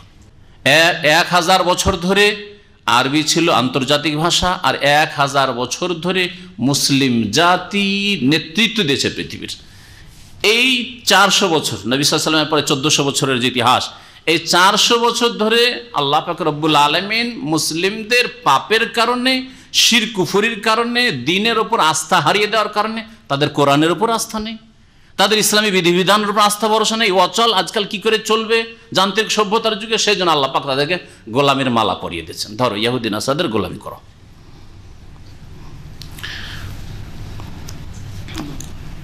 আল্লাহ পাক যেন আমাদেরকে বোঝার তৌফিক দান করেন, আল্লাহ পাক যেন হিদায়াত দান করেন। আল্লাহ পাক ইরশাদ করেছেন যে এই যে অবস্থাগুলি, অলৌকিকত্ব, এগুলি ছিল কি আল্লাহ পাক রব্বুল আলামিনের পক্ষ থেকে আল্লাহ পাকের নিদর্শন। তারপরে আল্লাহ পাক বলছেন যে এদের কুকুর বাসেতুন যিরাইহি, সামনের পা সম্প্রসারিত করেছিল, বিছিয়েছিল বিল ওয়াসিদ, গুহার দরজায়। লাউইত্তালাত আলাইহিম, হে নবী তুমিও গিয়ে উকি মেরে যদি দেখতে ওই লোকগুলিকে, ওই যুবকগুলিকে, লাওয়াল্লাইতা মিনহুম ফিরারা, তাহলে তাদের থেকে তুমি পিঠ ফিরিয়ে পালায়ন করতে, ভয়ে আতঙ্কিত হয়ে। লাওয়াল্লাইতা মিনহুম, আল্লাহ পাক রব্বুল আলামিন ওই যুবকদের যে জায়গাটা ছিল গুহায়, ওই জায়গায় এমন ভয়ঙ্কর দৃশ্য রেখে দিয়েছিলেন, কেউ যদি আশেপাশে যেত আর দেখতো, এমন ভয়ঙ্কর দৃশ্য দেখতো যে কিভাবে যে পালাবে জান বাঁচিয়ে, নিজেকে নিয়ে পেরেশান হয়ে যেত। সেই জন্য ওখানে ঢুকবো, ওই লোকগুলিকে ধরবো বা ওখানে কি আছে দেখবো, এই সাহসী করেনি সেই যুগের মানুষরা। আর এইভাবে আল্লাহ পাক তাদেরকে নিরাপত্তা দান করেছিলেন, সহি সালামত রেখেছিলেন। আল্লাহ পাক তারপরে ইরশাদ করেছে ওয়ালা মুলিতা মিনহুম রুবা, এমন ভয়ে তুমি পালাবে যে ওয়ালা মুলিতা মিনহুম রুবা, তাদের পক্ষ থেকে তোমার অন্তরে ভীতি ভরপুর করে দেওয়া হবে। শাব্দিক অর্থ মালা এমলা মানে ভরপুর করে দেওয়া, আর রব মানে হচ্ছে ভয় ভীতি। তো এমন আতঙ্ক সৃষ্টি হয়ে যাবে যে কেমন ভাবে যে সেখান থেকে পালাবে, নিজের জান বাঁচাবার জন্য পেরেশান হয়ে যাবে। হে নবী, তুমিও যদি সেখানে থাকতে এইরকম আমি করে রেখেছিলাম। ওয়াকাযালিকা বাসনাহুম, এইভাবে আল্লাহ বলছেন যে আমি তাদেরকে উঠিয়েছিলাম ঘুম থেকে জাগিয়েছিলাম। লিয়াতাসা আলু বাইনাহুম, যাতে করে তারা আপোষে একজন অপরজনকে জিজ্ঞাসাবাদ করতে পারে। না যদি উঠতো আর চিরকালের ঘুমিয়ে থেকে যেত, তাহলে তারাও জানতে পারতো না যে আমাদের কি হয়েছে, আর দেশবাসীও জানতে পারতো না যে এমনটা কি হয়েছে, তাই না? তো আল্লাহ পাক বলছেন যাতে করে ওরা জাগ্রত হয়ে জিজ্ঞাসা করে। কি জিজ্ঞাসা করে? কালা কাইলুম মিনহুম, তাদের একজন বলল অপরজনকে, কাম লাবিসতুম, কতক্ষণ তোমরা বা কতদিন এখানে অবস্থান করলে?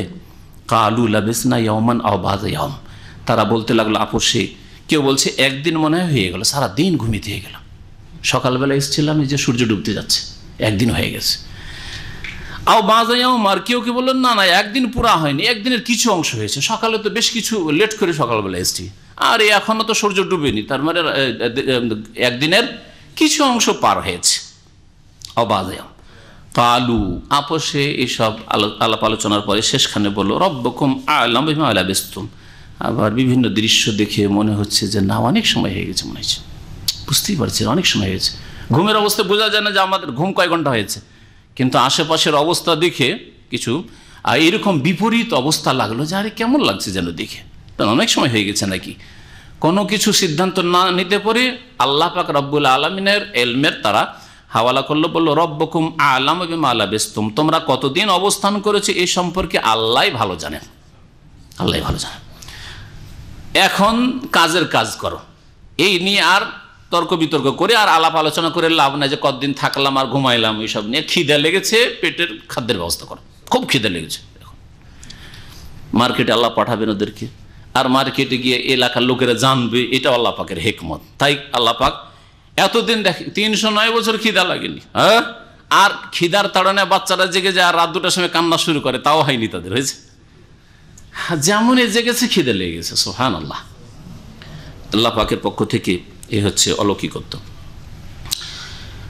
আল্লাহ পাক বলছেন যে তারা বলল ফাবআসু আহাদাকুম বিওয়ারিকিকুম হাযিহি ইলাল মাদিনাহ, তোমাদের একজনকে এই মুদ্রাগুলি, ওয়ারিক মানে হচ্ছে চাঁদি বা রূপা, ওয়ারিক মানে হচ্ছে ফিদ্দা, আরবি ভাষায় ফিদ্দা বলা হয় চাঁদি বা রূপাকে, আর ওয়ারিক বলা হয়, হাদিসে এসেছে যে তোমাদের ওয়ারিকে যাকাত রয়েছে এত পরিমাণ হইলে। এই ওয়ারিক শব্দ মানে হচ্ছে চাঁদি বা যেটাকে রূপা বলা হয়। তো এখানে বলতে চেয়েছে, এখানে রূপা বলে মানে রৌপ্য মুদ্র। তোমরা তোমাদের একজনকে পাঠাও বিওয়ারিকুম হাযিহি, এই রৌপ্য মুদ্রাগুলি নিয়ে ইলাল মদিনা, শহরে পাঠাও। ফালিয়ানজুর আইয়ুহা আজকা তামান, আর সে যেন গিয়ে দেখে যে কোনটা খাবার পবিত্র। কারণ দেখে এসছে যে ওরা মুশরিক ছিল, কাফের ছিল, আর মুশরিক কাফের তো সব কিছু খেতে পারে, কুকুরও খেতে পারে, বিড়ালও খেতে পারে, শুকুরও খেতে পারে, হারামও খেতে পারে। সুতরাং গিয়ে দেখবে যে পাক পবিত্র হালাল খানা যেন হয়। বাজারে গিয়ে যেই সেই জিনিস কিনে নিও না, ওদের স্বপ্ন যে এই তো এসছি, সুতরাং ওখান থেকে বাছাই করে খাবার কিনতে হবে। তাহলে বোঝা গেল একজন মুসলিমের জন্য সবসময় চিন্তাশীল, এত খিদা লেগেছে তারপরও না পাক পবিত্র হালাল খানা নিয়ে আসবে। তাহলে আপনার জীবনে কেমন হওয়া উচিত, আপনাকে কত সজাগ হওয়া উচিত। ফালিয়াতিকুম বিরিজকিম মিনহু, সেখান থেকে যেন তোমাদের জন্য কিছু আহার নিয়ে আসে, রিজিক নিয়ে আসে, খাদ্যবস্তু নিয়ে আসে। ওয়ালিয়াতালাত্তাফ, যে যাবে সে যেন গোপনীয়তা রক্ষা করে, গিয়ে হইচই করিও না, হ্যাঁ জানতে দিও না যে আমরা ওই গুহাতে ছিলাম, ওখান থেকে এসছি, আর খিদে লেগেছে তাই এসছি, এসব কথা। কারোর সাথে বেশি গল্প সল্প করিও না, কথাবার্তা বলিও। নতুন জায়গায় যদি যান আর বেশি কথা বললেন তো গুম্বর ফাঁস হয়ে যাবে, তাই না? তাহলে বুঝে যাবে যে বিদেশ থেকে এসছে। বেশি কথা বলতে না, চালাকি হচ্ছে। গ্রামের মানুষ, পল্লী গ্রামের মানুষ চাপাই থেকে যদি ঢাকায় যায় আর ঢাকায় গিয়ে যদি এলাকার ভাষা বলে, অথবা নোয়াখালীর মানুষ, চিটাঙ্গের মানুষ যে ঢাকায় এসে কথা বলে, গন্ডা পান্ডা যত আছে, পকেট মারা আছে, ও দেখবি যে এদের বেটা তো বাইরের লোক, ধরে কে। হ্যাঁ, বুঝতে পেরেছেন তো? চালাক মানুষের পরিচয় হচ্ছে কথা কম বলা এরকম জায়গায়। তাই তারা আপোষে বলে, ওয়ালিয়াতাল্লাহ, যেই ব্যক্তি খাবার নেওয়ার জন্য শহরে যাবে সে যেন গোপনীয়তা রক্ষা করে। ওয়ালা ইউশইরান্না বিকুম আহাদা, আর তোমাদের সম্পর্কে সে যেন কাউকে জানতে না দেয়, টের না পেতে দেয়। শাওরা মানে নিজে অনুভূত হওয়া, আর আশআরা মানে কাউকে জানিয়ে দেওয়া, ইশআর। ওয়ালা ইউশইরান্না বিকুম আহাদা, তোমাদের সম্পর্কে যেন কাউকে জানিয়ে না দেয়, না এই কথা না বলে যে আমি একা এসেছি, আমার 5-5জন সাথী আছে, আমার ওই গুহায় আছি, খিদা লেগেছে, খাবার নিয়ে যাব, কাউকে বলবে না সব কথা।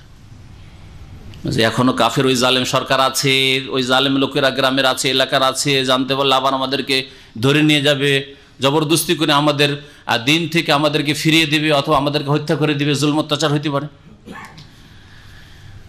তাই তারা বলল, ইন্নাহুম ইয়াজহারু আলাইকুম, তারা যদি তোমাদের ওপর তারা বিজয়ী হইতে পারে, মানে তোমাদেরকে ধরে নিতে পারে, ইয়ারজুমুকুম, তাহলে তোমাদেরকে পাথর মেরে সংসার করে দিবে, হত্যা করবে। রাজামা ইয়ারজুম মানে পাথর দিয়ে খুন করা, পাথর মেরে। আও ইউঈদুকুম ফি মিল্লাতিহিম, অথবা তোমাদেরকে তাদের ধর্মে ফিরিয়ে নেবে। আর বাতিল শক্তির কাজ হচ্ছে দুটো, হয় তাদের বাতিলে ফিরিয়ে নেওয়া, আর না ফিরাতে পারলে খুন করা। এটা হচ্ছে জালেম যতগুলি শক্তি এসেছে, আছে, আর আসবে কিয়ামত পর্যন্ত। ওয়ালান তারদা আনকাল ইয়াহুদ ওয়ালান নাসারা হাত্তা তাত্তাবি'a মিল্লাতাহুম, আল্লাহ পাক বলছেন ইহুদি নাসারা কখনো তোমার রাজি হবে, ডিসকাউন্ট ডিসকাউন্ট ডিসকাউন্ট, ঠিক আছে মানলাম মানলাম মানলাম, শুনলাম, তোমাদের কথা মোতাবেকই দেশ পরিচালনা করছি, এই করছি সেই করছি, কিচ্ছু শুনবে না। সিলেবাস তোমরা যেমন দিবে তেমন চালাবো, কলকাতা থেকে ছাপিয়ে নিয়ে এসে সিলেবাস আমরা মুসলিমদেরকে পড়াবো। ওয়ালান তারদা আনকাল ইয়াহুদ ওয়ালান নাসারা, কখনো বিজাতি তোমাদের উপর রাজি হবে না, হাত্তা তাত্তাবি'a মিল্লাতাহুম, যতক্ষণ পর্যন্ত তাদের ধর্মের তাদের তরিকার অনুসারী না হবে।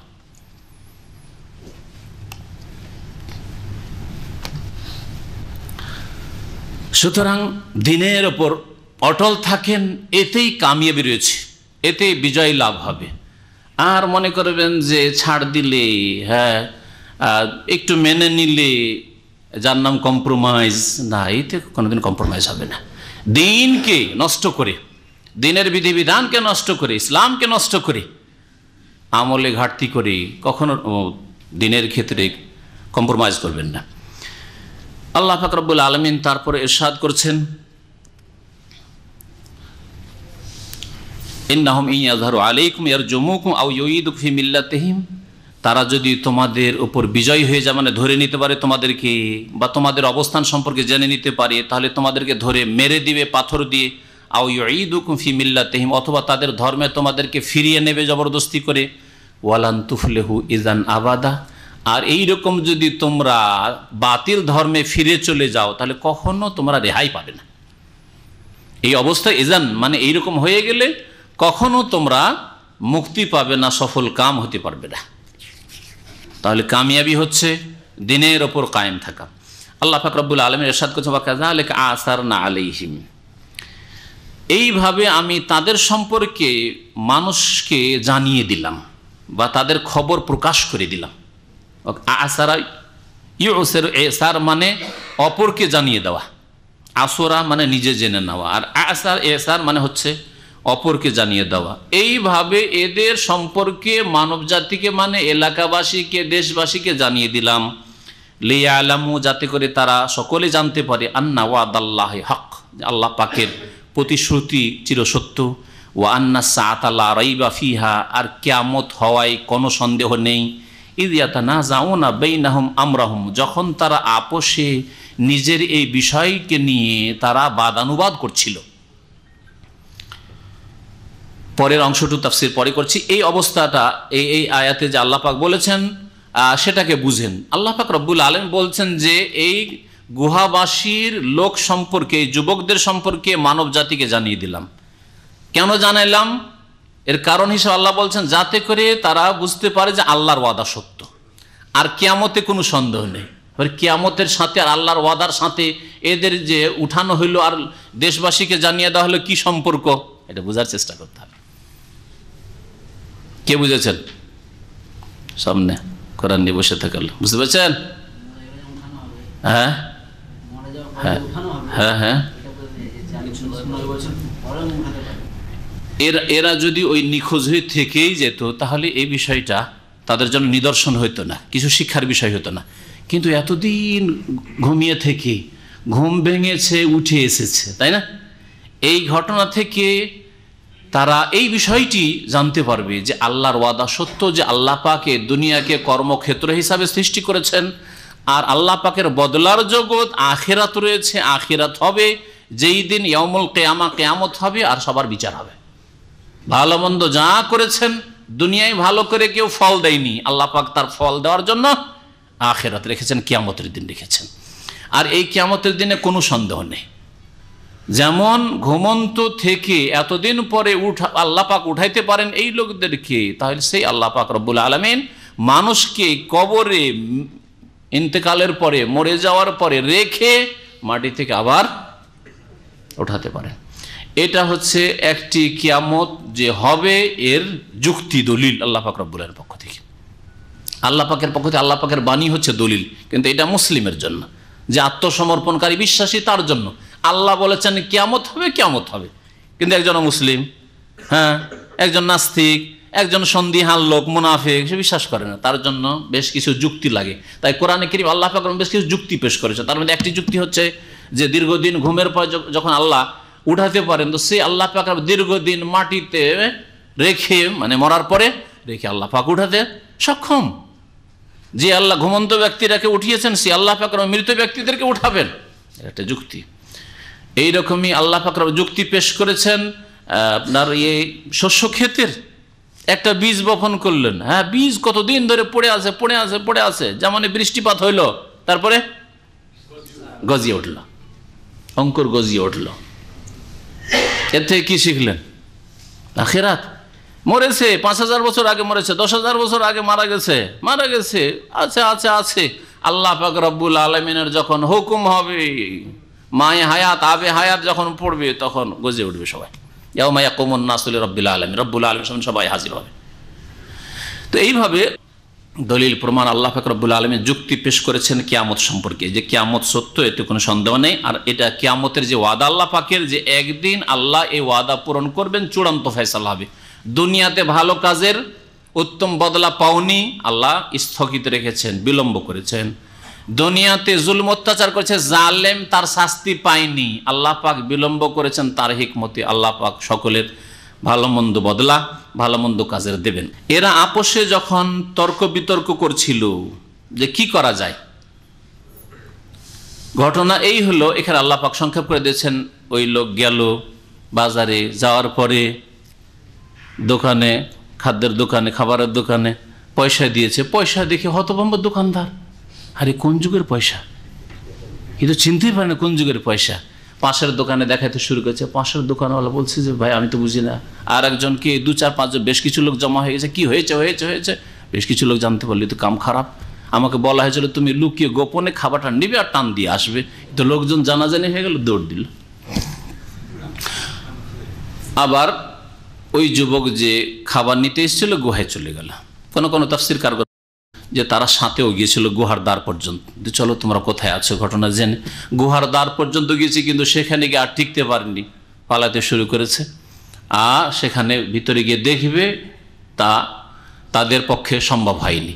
আর কোনো তাফসীরকারগণ আবার এটাও বলেছেন যে হতে পারে তারা দেখেছে, কিন্তু তারপরে তাদের মৃত্যু হয়ে গেছে সেখানে, সেই গুহাতেই তাদের ওই যুবকদের মৃত্যু হয়ে যায়, আর সেই গুহায় তাদের কবরস্থানে বা কবরে পরিণত হয়। তারপরে সেই যুগের লোকেরা কাফের মুশরিক ছিল না। যেই যুগে তারা হিজরত করে গিয়েছিল এই যুবকরা, সেই যুগে তো কাফের মুশরিক নেতারা ছিল বা দেশবাসী কাফের মুশরিক ছিল। কিন্তু ইসলামের দাওয়াত হয়েছে, তাওহীদের দাওয়াত হয়েছে, নবী রাসূলগণের দাওয়াত এসেছে, দেশ 300 বছর পরে মুসলমান হয়ে গেছে, মুমিন হয়ে গেছে, অবস্থাই পাল্টে গেছে। তো এরা তাহলে আর শত্রু নাই। তখন শত্রু ছিল যেই সময় হিজরত করে এই যুবকরা, আর এখন এরা শত্রু নয়, বন্ধু। এরা আপোষে তখন আলাপ আলোচনা শুরু করলো কি করা যায় এই জায়গাটি। তো লোকগুলি তো ভালো লোক ছিল, তো কি করা যায়। ফাকালু বুনু আলিহিম বুনিয়ানা, তাদের কিছু লোকেরা বলল যে এর ওপর অট্টালিকা তৈরি করে দাও, একটা ঘর তৈরি করে দিই, ঘর নির্মাণ করে দিই গুহার ওপর। রব্বহুম আ'লামু বিহিম, আল্লাহ আমাদের তাদের রব্বহুম তাদের প্রতিপালক আল্লাহ তাদের সম্পর্কে বেশি জানেন যে তাদের অবস্থা কি বা কি হবে, আর আমরা সেখানে ঢুকতেও পারছি না, এখানে একটা অট্টালিকা বানিয়ে দিই। কালাল্লাযীনা গালাবু আলা আমরিহিম, কিন্তু তাদের ওপর যারা প্রভাবশালী ছিল, তাদের ক্ষেত্রে যারা প্রভাবশালী, গালাবু আলা আমরিহিম তাদের কাজের ক্ষেত্রে যারা বিজয়ী হয়েছিল, এটা হচ্ছে শাব্দিক অর্থ। তার মানে তারা ওই যুগে যারা প্রভাবশালী লোক ছিল, আর প্রভাবশালীদের কথাই চলে, তাই না? সমাজে, দেশে, বাড়িতে কার কথা চলে? প্রভাবশালীদের কথা চলে। জনবলের প্রভাব রয়েছে, না হয় টাকা পয়সার প্রভাব রয়েছে, নেতৃত্বের প্রভাব রয়েছে ইত্যাদি, এই প্রভাবশালীদেরই কথা চলে। আল্লাহ পাক বলছেন কালাল্লাযীনা গালাবু আলা আমরিহিম, তাদের প্রভাবশালী লোকেরা বলল লানাত্তাখিযান্না আলাইহিম মসজিদা, ওই গুহাবাসীদের ওপরে আমরা মসজিদ নির্মাণ করে নেব, মসজিদ নির্মাণ করে নেব। তারপরে তারা মসজিদ নির্মাণ করলো হয়তো, কিন্তু মসজিদ নির্মাণ করা কবরের ওপর এই আয়াত দিয়ে কি জায়েজ করা যাবে? আল্লাহ ঘটনা বর্ণনা করেছেন না বৈধতা বর্ণনা করেছেন? ঘটনা বর্ণনা করেছেন। আর তারপর আল্লাহ পাক ইঙ্গিত করেছেন যে যারা এই কাজ করেছিল তারা কি ইমানদার ছিল, প্রভাবশালী ছিল। আর প্রত্যেক যুগে প্রভাবশালী লোকেরা পথভ্রষ্ট থাকে, অধিকাংশ। যে কোনো যুগে দেখবেন যারা ক্ষমতার অধিকারী, যারা প্রভাবশালী, তাদের অধিকাংশই গোমরাহ পথভ্রষ্ট হয়ে থাকে। আজকে আপনি চিন্তা করেন, যদি নতুন করে 2-4-10টা মাজার বানাইতে চান, খুব সহজ বানানো, ঠিক কিনা? কিন্তু একটা মাজার যদি ভাঙতে চান, অসম্ভব, অসম্ভব। তাহলে চিন্তা করছেন, তাহলে বলবেন যে মাজার বানানোটাই হক তাহলে, কারণ মাজার বানানোটা সহজ, সবাই বানাইতে দিচ্ছে, সরকারও অসুবিধা নেই, নেতাদের অসুবিধা নেই, পুঁজিপতিদের অসুবিধা নেই। যেমন মসজিদে দান করছে তেমন মাজারে দান করছে, যেমন মসজিদ বানিয়ে দিয়েছে মাজার বানিয়ে দিচ্ছে। ভালো কাজ এটা না? কখনো ভালো কাজ না। লানাতুল্লাহি আলাল ইয়াহুদি ওয়ান নাসারা, এই জন্য সহিহ বুখারী মুসলিমের হাদিস আর প্রত্যেকটি হাদিসের কিতাবে আছে যে ইহুদি খ্রিস্টানদের আল্লাহ পাকের লানত হয়েছে, অভিসম্পাত হয়েছে। কেন লানত হয়েছে? আল্লাহর রহমত থেকে বঞ্চিত ইহুদি খ্রিস্টানরা এই ঘোষণা করেছেন আল্লাহ পাক রব্বুল আলামিন। কেন? কেন? ইত্তাখাযু কুবুরা আম্বিয়াহিম মাসাজিদা, কারণ তারা তাদের নবীদের কবরগুলিকে মসজিদে পরিণত করেছিল। কবরের উপর তারা সেজদাগাহ বানিয়েছিল, মসজিদ বানিয়েছিল। কবরের উপর তারা সেজদা করেছিল, কবরকে সামনে করে সেজদা করেছিল, কবরের উপর ঘর নির্মাণ করে মসজিদ নির্মাণ করেছে, গম্বুজ নির্মাণ করেছিল। এই জন্য তাদের উপর লানত হয়েছে। আল্লাহ পাকের লানত কিয়ামত পর্যন্ত ওই জাতির উপর। মা আয়েশা রাদিয়াল্লাহু তাআলা আনহা বলছেন যে শুধু এটা সংবাদ না দেওয়া নয় যে ইহুদি নাসারাদের উপর লানত হয়েছে, ইউহাযিরু মা সানাউ, ইহুদি খ্রিস্টানরা যে পাপ শিরক কুফরি করেছে কবরের উপর মসজিদ নির্মাণ করে সেজদাগাহ বানিয়ে, এতে থেকে উম্মতকে অধিকাংশ সময় বাতিল কাজ করে, আর এরা বাতিল কাজ করেছিল। এটাই হচ্ছে সঠিক কথা। আর আরেকটি জবাব বলতে পারেন, সেটা হচ্ছে যে আগের ধরে প্রাচীন যুগে মুসা আলাইহিস সালাম, ঈসা আলাইহিস সালামের পূর্ব যুগের ঘটনা, এই গুহাবাসীর ঘটনা, সেই যুগে হতে পারে কিছু কাজ জায়েজ যেটা আজকে জায়েজ নয়। হতে পারে যে সেই যুগে ঘর নির্মাণ করা জায়েজ ছিল, বা তাদের উপাসনালয়ের মধ্যে দাফন করা, বা তাদের যে ভালো লোকেরা দাফন হয়েছে তার উপর তাদের উপাসনালয় তৈরি করা, গির্জা তৈরি করা জায়েজ ছিল, কিন্তু ইসলামে জায়েজ নয়, লানত করা হয়েছে। হ্যাঁ, তারপরে এই হাদিস প্রমাণ করে যে ইহুদি নাসারাদের যুগে জায়েজ ছিল না, তার আগে হলে হতে পারে। এটা হচ্ছে দ্বিতীয় নম্বর জবাব। কিন্তু আসল জবাব হচ্ছে যে ইহুদি নাসারাদের উপর লানত অভিশাপ রয়েছে, কারণ তারা কবরকে মসজিদে পরিণত করেছে। ওই রকমের লানত কিয়ামত পর্যন্ত অভিসম্পাত রয়েছে ওই সব লোকের ওপর, ওই সব মুসলিমদের ওপর যারা কবর মাজার তৈরি করেছে মসজিদের বারান্দায়, মসজিদের ভিতরে। হয় মসজিদ আগে পরে কবর দিয়েছে, আর না হলে কবর আগে আর তার উপরে মসজিদ তৈরি করেছে। এদের উপর আল্লাহ পাকের লানত রয়েছে। আল্লাহ পাক যেন এই লানত থেকে মুসলিম উম্মাতকে বাঁচার তৌফিক দান করে।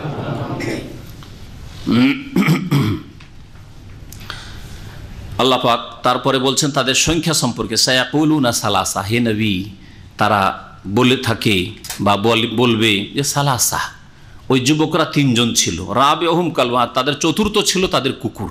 মানে 3 জন যুবক ছিল, কেউ কেউ বলতো, আর 4 নম্বরে তাদের কুকুর ছিল, যখন ওরা দেশ থেকে গুহায় আশ্রয় নিয়েছে। ওয়াকুলুনা, আর তাদের কিছু লোকেরা বলে, খামসাতুন, ওরা 5 জন ছিল, সাদেসহুম কালবুহা, তাদের ষষ্ঠ ছিল কুকুর, মানে 5 জন তারা যুবক ছিল। রাজমাম বিল গাইব, এই কথাটি তারা আন্দাজে ঢিল ছুঁড়ে বলে থাকে। যেমন আন্দাজে ঢিল ছোঁড়া, গাছে বুঝতে পারছেন যে আম আছে বা লিচু আছে, কিন্তু এক ঘন পাতার জন্য দেখতে পাচ্ছেন না, কি করছেন? আম পেড়েছেন এরকম ঢিল ছুড়ছেন, লাগতেও পারে আবার নাও লাগতো। রাতের অন্ধকারে মারামারি চলছে, এই দিক থেকে পাথর মারছে, ওই দিকে পাথর চালাচ্ছে, কেউ কাউকে দেখতে পাচ্ছেন না, মার আন্দাজে লাগে, লাগলো না হয় না লাগে। হ্যাঁ ঠিক না? একে বলা হয় রাজমাম বিল গায়ব। রাজামা এরজ মানে পাথর মারা, শাব্দিক অর্থ বুঝেন এখন। রাজামা এরজ মানে কি? পাথর মারা।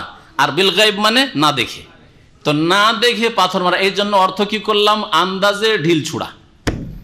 আন্দাজে ঢিল ছোড়া কথা যে ওরা ছিল 3 জন, আন্দাজে ঢিল ছোড়া ওরা ছিল 5 জন।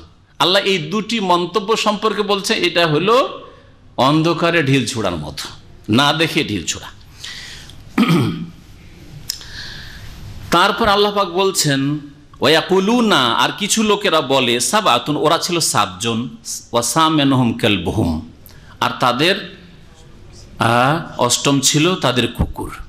এই বক্তব্যটি আল্লাহ বলার পরে নীরব হয়েছেন, এই জন্য অধিকাংশ তাফসীর কারগণ বলছেন যে তাদের সংখ্যা ছিল 7, আর তাদের 8 নম্বর ছিল তাদের সাথের কুকুর। কুল, হে নবী তুমি বলে দাও, রব্বি আ'লামু বিইদ্দাতিহিম, আমার প্রতিপালক তাদের সংখ্যা সম্পর্কে বেশি জানেন। আর সংখ্যা কম হোক আর বেশি হোক তাতে কোনো যায় আসে না, তাতে কোনো লাভ লোকসান নেই, আর সংখ্যা জেনে লাভও নেই। কম থাক আর বেশি থাক, আসল ঘটনা থেকে শিক্ষার যে দিকগুলি রয়েছে আমাদের আমলের জীবনে, কর্মজীবনে, সেগুলি হচ্ছে আসল গুরুত্বপূর্ণ বিষয়। আল্লাহ পাক বলছেন মা ইয়ালামুহুম ইল্লা কালিল, তাদের সম্পর্কে অল্প কিছু লোক ছাড়া কেউ জানে না। আব্দুল্লাহ বিন আব্বাস রাদিয়াল্লাহু তাআলা আনহুমা, প্রখ্যাত মুফাসসির সাহাবায়ে কেরামদের মধ্যে, তিনি বলতেন আনা মিনাল কালিল, অল্প লোকেরা গুহাবাসীর সংখ্যা সম্পর্কে জানে, ও সেই অল্প লোকের একজন হচ্ছি আমি। আর তিনি বলতেন যে শেষ বক্তব্যটি ঠিক, তারা 7 জন আর 8ম হচ্ছে তাদের কুকুর। আল্লাহু আ'লাম।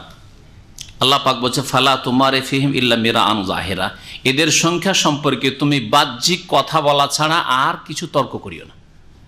এদের সম্পর্কে তর্ক করে লাভ নেই, যে কতটা ছিল না ছিল, কেউ বলবে কম তুমি বলবে বেশি, কেউ বলবে বেশি তুমি বলবে কম, এসব করে লাভ নেই। যদি কেউ কথা বলে তো বাহ্যিক শুধু কথা বলা, যে হ্যাঁ এইরকম ছিল, বলা হয়ে থাকে, ব্যাস এতটাই যথেষ্ট। এর পেছনে পড়ার কোনো প্রয়োজন নেই। ওয়ালা তাস্তাফতি ফিহিম মিনহুম আহাদা, আর এই যুবকদের সম্পর্কে, গুহাবাসী যে যুবকরা, এদের সম্পর্কে তুমি তাদের কাউকে জিজ্ঞেস করিও না, কারণ কারো কাছে সত্য তথ্য নেই। আসল তথ্য এই ওহীতে আছে, কোরআনে কারীমে আছে। সুতরাং তারপরে আবার কোনো ইহুদি পাবে, আহলে কিতাব, নাসারা পাবে, কোনো আলেম পাবে, ধর্মযাজক পাবে, জিজ্ঞেস করবে যে আচ্ছা ও গুহাবাসীদের সংখ্যা কত ছিল, গুহাবাসীদের সম্পর্কে কিছু বলেন তো, ওদের কাছ থেকে নেবে না, নেওয়ার প্রয়োজন নেই, আল্লাহ নিষেধ করছে। তাহলে যে কোনো নলেজ নিতে হবে বিশুদ্ধ সূত্র থেকে, হ্যাঁ, বিশুদ্ধ উৎস থেকে। আপনার নেওয়ার ক্ষেত্রটা যেন ঠিক হয়, যেখান থেকে নিয়েছেন, যার কাছ থেকে নিয়েছেন, সেটা যেন নির্ভরযোগ্য হয়। আল্লাহ পাক তারপর ইরশাদ করেছেন ওয়ালা তাকুলান্না লিশাইইন ইন্নী ফাইলুন যালিকা গাদান ইল্লা আন ইয়াশা আল্লাহ ওয়াযকুর রাব্বাকা ইযা নাসিত। নবী করিম সাল্লাল্লাহু আলাইহি সাল্লাম এই ঘটনা সম্পর্কে যখন জিজ্ঞাসা করা হয়, আরও 2টি ঘটনা গত সপ্তাহে বলেছিলাম, তাই না? 3টি প্রশ্ন করেছিল মক্কার মুশরিকেরা। নবী করিম সাল্লাল্লাহু কি বলেছিলেন জবাবে? কালকে বলে দেব ইনশাআল্লাহ বলতে তিনি ভুলে গেছিলেন। 15 দিন ধরে, তাফসীরে রয়েছে রিওয়ায়াতটি, 15 দিন ধরে ওহী আসেনি, যাতে একটু বিচলিত হন নবী সাল্লাল্লাহু আলাইহি সাল্লাম, আর কাফেরদের একটু সুযোগ হয়ে যায় হইচই করার। দেখো দেখো মুহাম্মদ বলল কাল, আর এক বলতেই পারে না, জানে না, তার মানে আসলে নবী না। 15 দিন পরে যখন জিবরাইল আলাইহিস সালাম ওহী নিয়ে আসলেন, এই আয়াত নাজিল হইল, হে নবী ওয়ালা তাকুলান্না, তুমি বলবে না, লিশাইইন, আলিফ এখানে আছে কিন্তু এই আলিফটা পড়া যাবে না, যেমন লেখা আছে শাইন, তাই না? কিন্তু আলিফটা পড়া যাবে না, দেখেন গোল করা আছে আরবি কোরআনগুলোতে, ওয়ালা তাকুনা লিশাইইন। এটা হচ্ছে রাসমে উসমানী, উসমান রাদিয়াল্লাহু তাআলা যে লিখেছিলেন কোরআনে করিম লিখিয়েছিলেন তার লিখার পদ্ধতি। আলিফ লিখা আছে কিন্তু পড়াই আসবে না, সেই ইন পড়বেন, লিখা আছে আলিফ দিয়ে। কোনো কিছু সম্পর্কে হে নবী তুমি বলবে না যে ইন্নি ফাইলুন যালিকা গাদান, এটা আমি আগামীকালকে করব, এ কথা বলিও না, যতক্ষণ কি না বলবে ইল্লা ইয়াশা আল্লাহ, যতক্ষণ না বলবে যে আল্লাহ যদি চান, আল্লাহ যদি চান। তাহলে ইনশাআল্লাহ বলবে। ভবিষ্যৎ সম্পর্কে কোনো কিছু বলো, ঠিক আছে দেবো ইনশাআল্লাহ, যাবো ইনশাআল্লাহ, বাড়ি আসবো ইনশাআল্লাহ। আর স্ত্রীকে বলছে নিশ্চিত আমি আগামী সপ্তাহে আসছি, যেতে পারলেন না, কোনো সন্দেহ নাই আগামী সোমবারে নামছি, হরতাল, যেতে পারলেন না। হবে না? হবে না? আরো কত রকম বাধা হইতে পারে, ছুটি লাগলো না, ফ্লাইট ক্যান্সেল হয়ে গেল, ফেলিওর হয়ে যাবে। সেই জন্য ইনশাআল্লাহ বলবে। মুসলিমের একটি পরিচয় হচ্ছে যে ভবিষ্যৎ কাজে কথা ইনশাআল্লাহ বলবে। আজকালকার অধিকাংশ মুসলিম এমন গোলামির জীবন যাপন করছে, হীনমন্যতায় ভুগছে, আর ইনশাআল্লাহ বলে দেবো, তো বুঝে নিবে যে মুসলিম আমি, চেহারাতে বুঝতে দিলাম না, আবার কথাতে তুই বুঝিয়ে দিই, তাহলে তো বুঝে দিবে, যাতে করে এয়ারপোর্টে, বাস স্ট্যান্ডে, শহরে, দেশ বিদেশে চিনতে না পারে। হ্যাঁ সালাম আলাইকুম, তো চিনে ফেললো মুসলিম। হ্যাঁ ওয়ালাইকুম সালাম, চিনে ফেললো মুসলিম। কেমন আছেন? আলহামদুলিল্লাহ ভালো আছে, চিনে ফেললো মুসলিম। হ্যাঁ কি কখন আসবেন? হ্যাঁ ইনশাআল্লাহ আসছি, টেলিফোনে কথা বলছেন আর চারিদিকে সাথে অমুসলিম। হ্যাঁ ইনশাআল্লাহ আসছে, তো বুঝলো যে ইনশাআল্লাহ বলছে তার মানে মুসলিম, বুঝতে দিবেন না সেজন্য। হ্যাঁ হ্যাঁ হ্যাঁ আসছি। টেলিফোনটা উঠিয়ে কেমন আছো? ভালো আছো, সালাম আলাইকুম নাই, বুঝতে দিতে চান না আশেপাশের লোক সব অমুসলিম, যাতে টের না পায় যায় মুসলিম। এই রকমের অবস্থা অধিকাংশ মুসলিমদের আজকের জামানায়। সেই জাতিকে আল্লাহ কি করে মদত করবেন যে জাতি নিজের পরিচয় দিতে লজ্জাবোধ করে? অথচ আল্লাহ বলছেন যে ওমান আহসানু ক্বাওলাম মিম্মান দাআ ইলাল্লাহি ওয়া আমিলা সালিহান ওয়া ক্বালা ইন্নানি মিনাল মুসলিমিন, বলবে আমি মুসলিম, আলহামদুলিল্লাহ আমি মুসলিম, আলহামদুলিল্লাহ। আল্লাহ পাকের কত শুকরিয়া। আপনার লাশকে পোড়ানো হবে না, পক্ষান্তরে দেখেন কিভাবে পোড়া, দুনিয়াতেই জাহান্নাম, তো আখিরাতে তো আছেই, আল্লাহ শুকরিয়া আদায় করেন। কিন্তু এই গোলামি কেন? লজ্জা লাগে পরিচয় দিতে হকের উপরে থেকেও।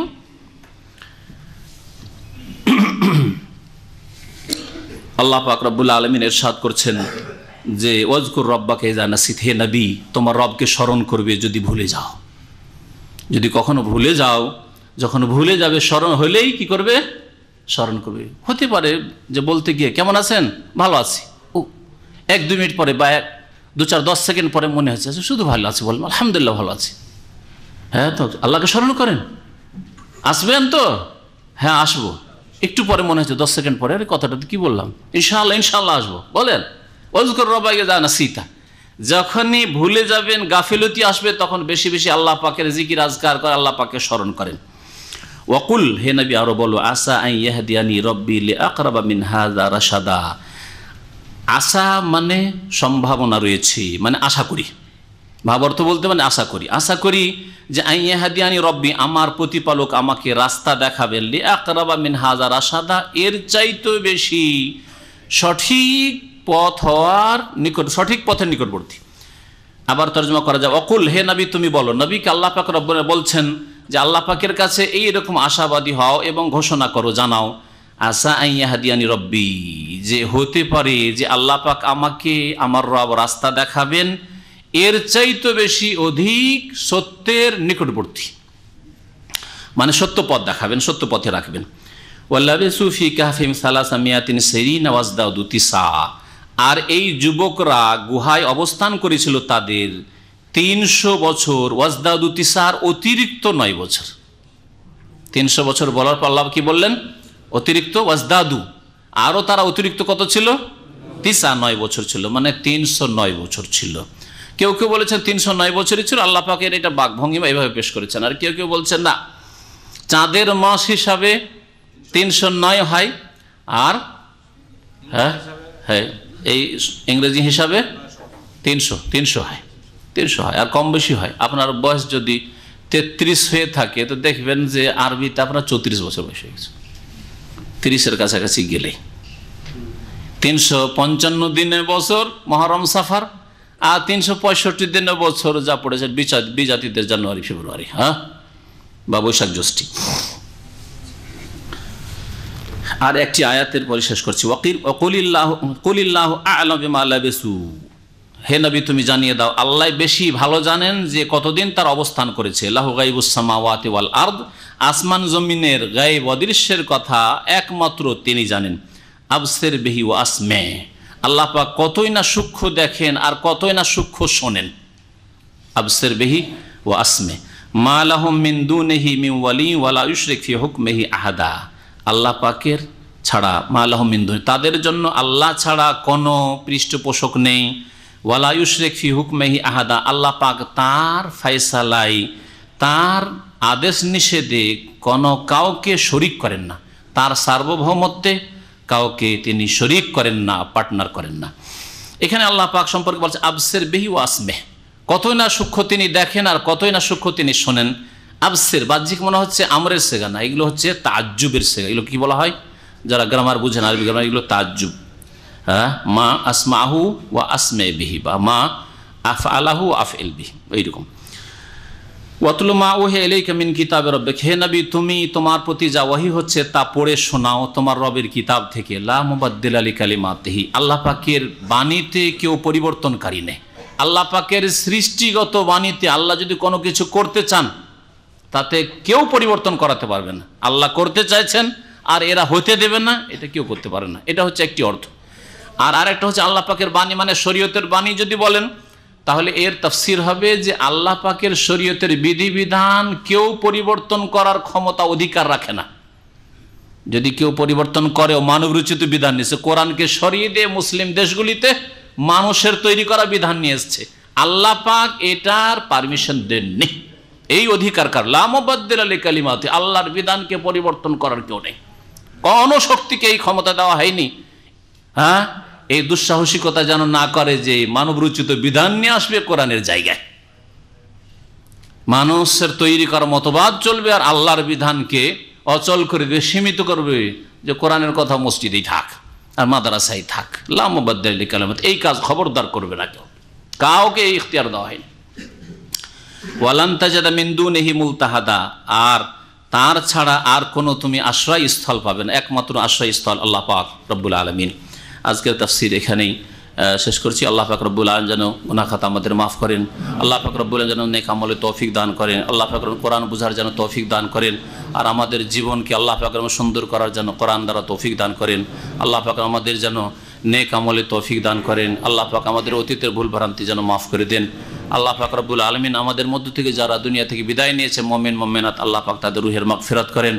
যারা অসুস্থ হয়ে রয়েছে, আহত হয়ে রয়েছে, আল্লাহ পাক তাদের যেন শিফা দান করেন, সুস্থতা দান করেন। আল্লাহ পাক রব্বুল আমাদের বালা মুসিবত যেন দূর করে দেন। সুবহান রাব্বিকা রাব্বিল ইজ্জাতি আম্মা ইয়াসিফুন ওয়া সালামুন আলাল মুরসালিন ওয়ালহামদুলিল্লাহি রাব্বিল আলামিন।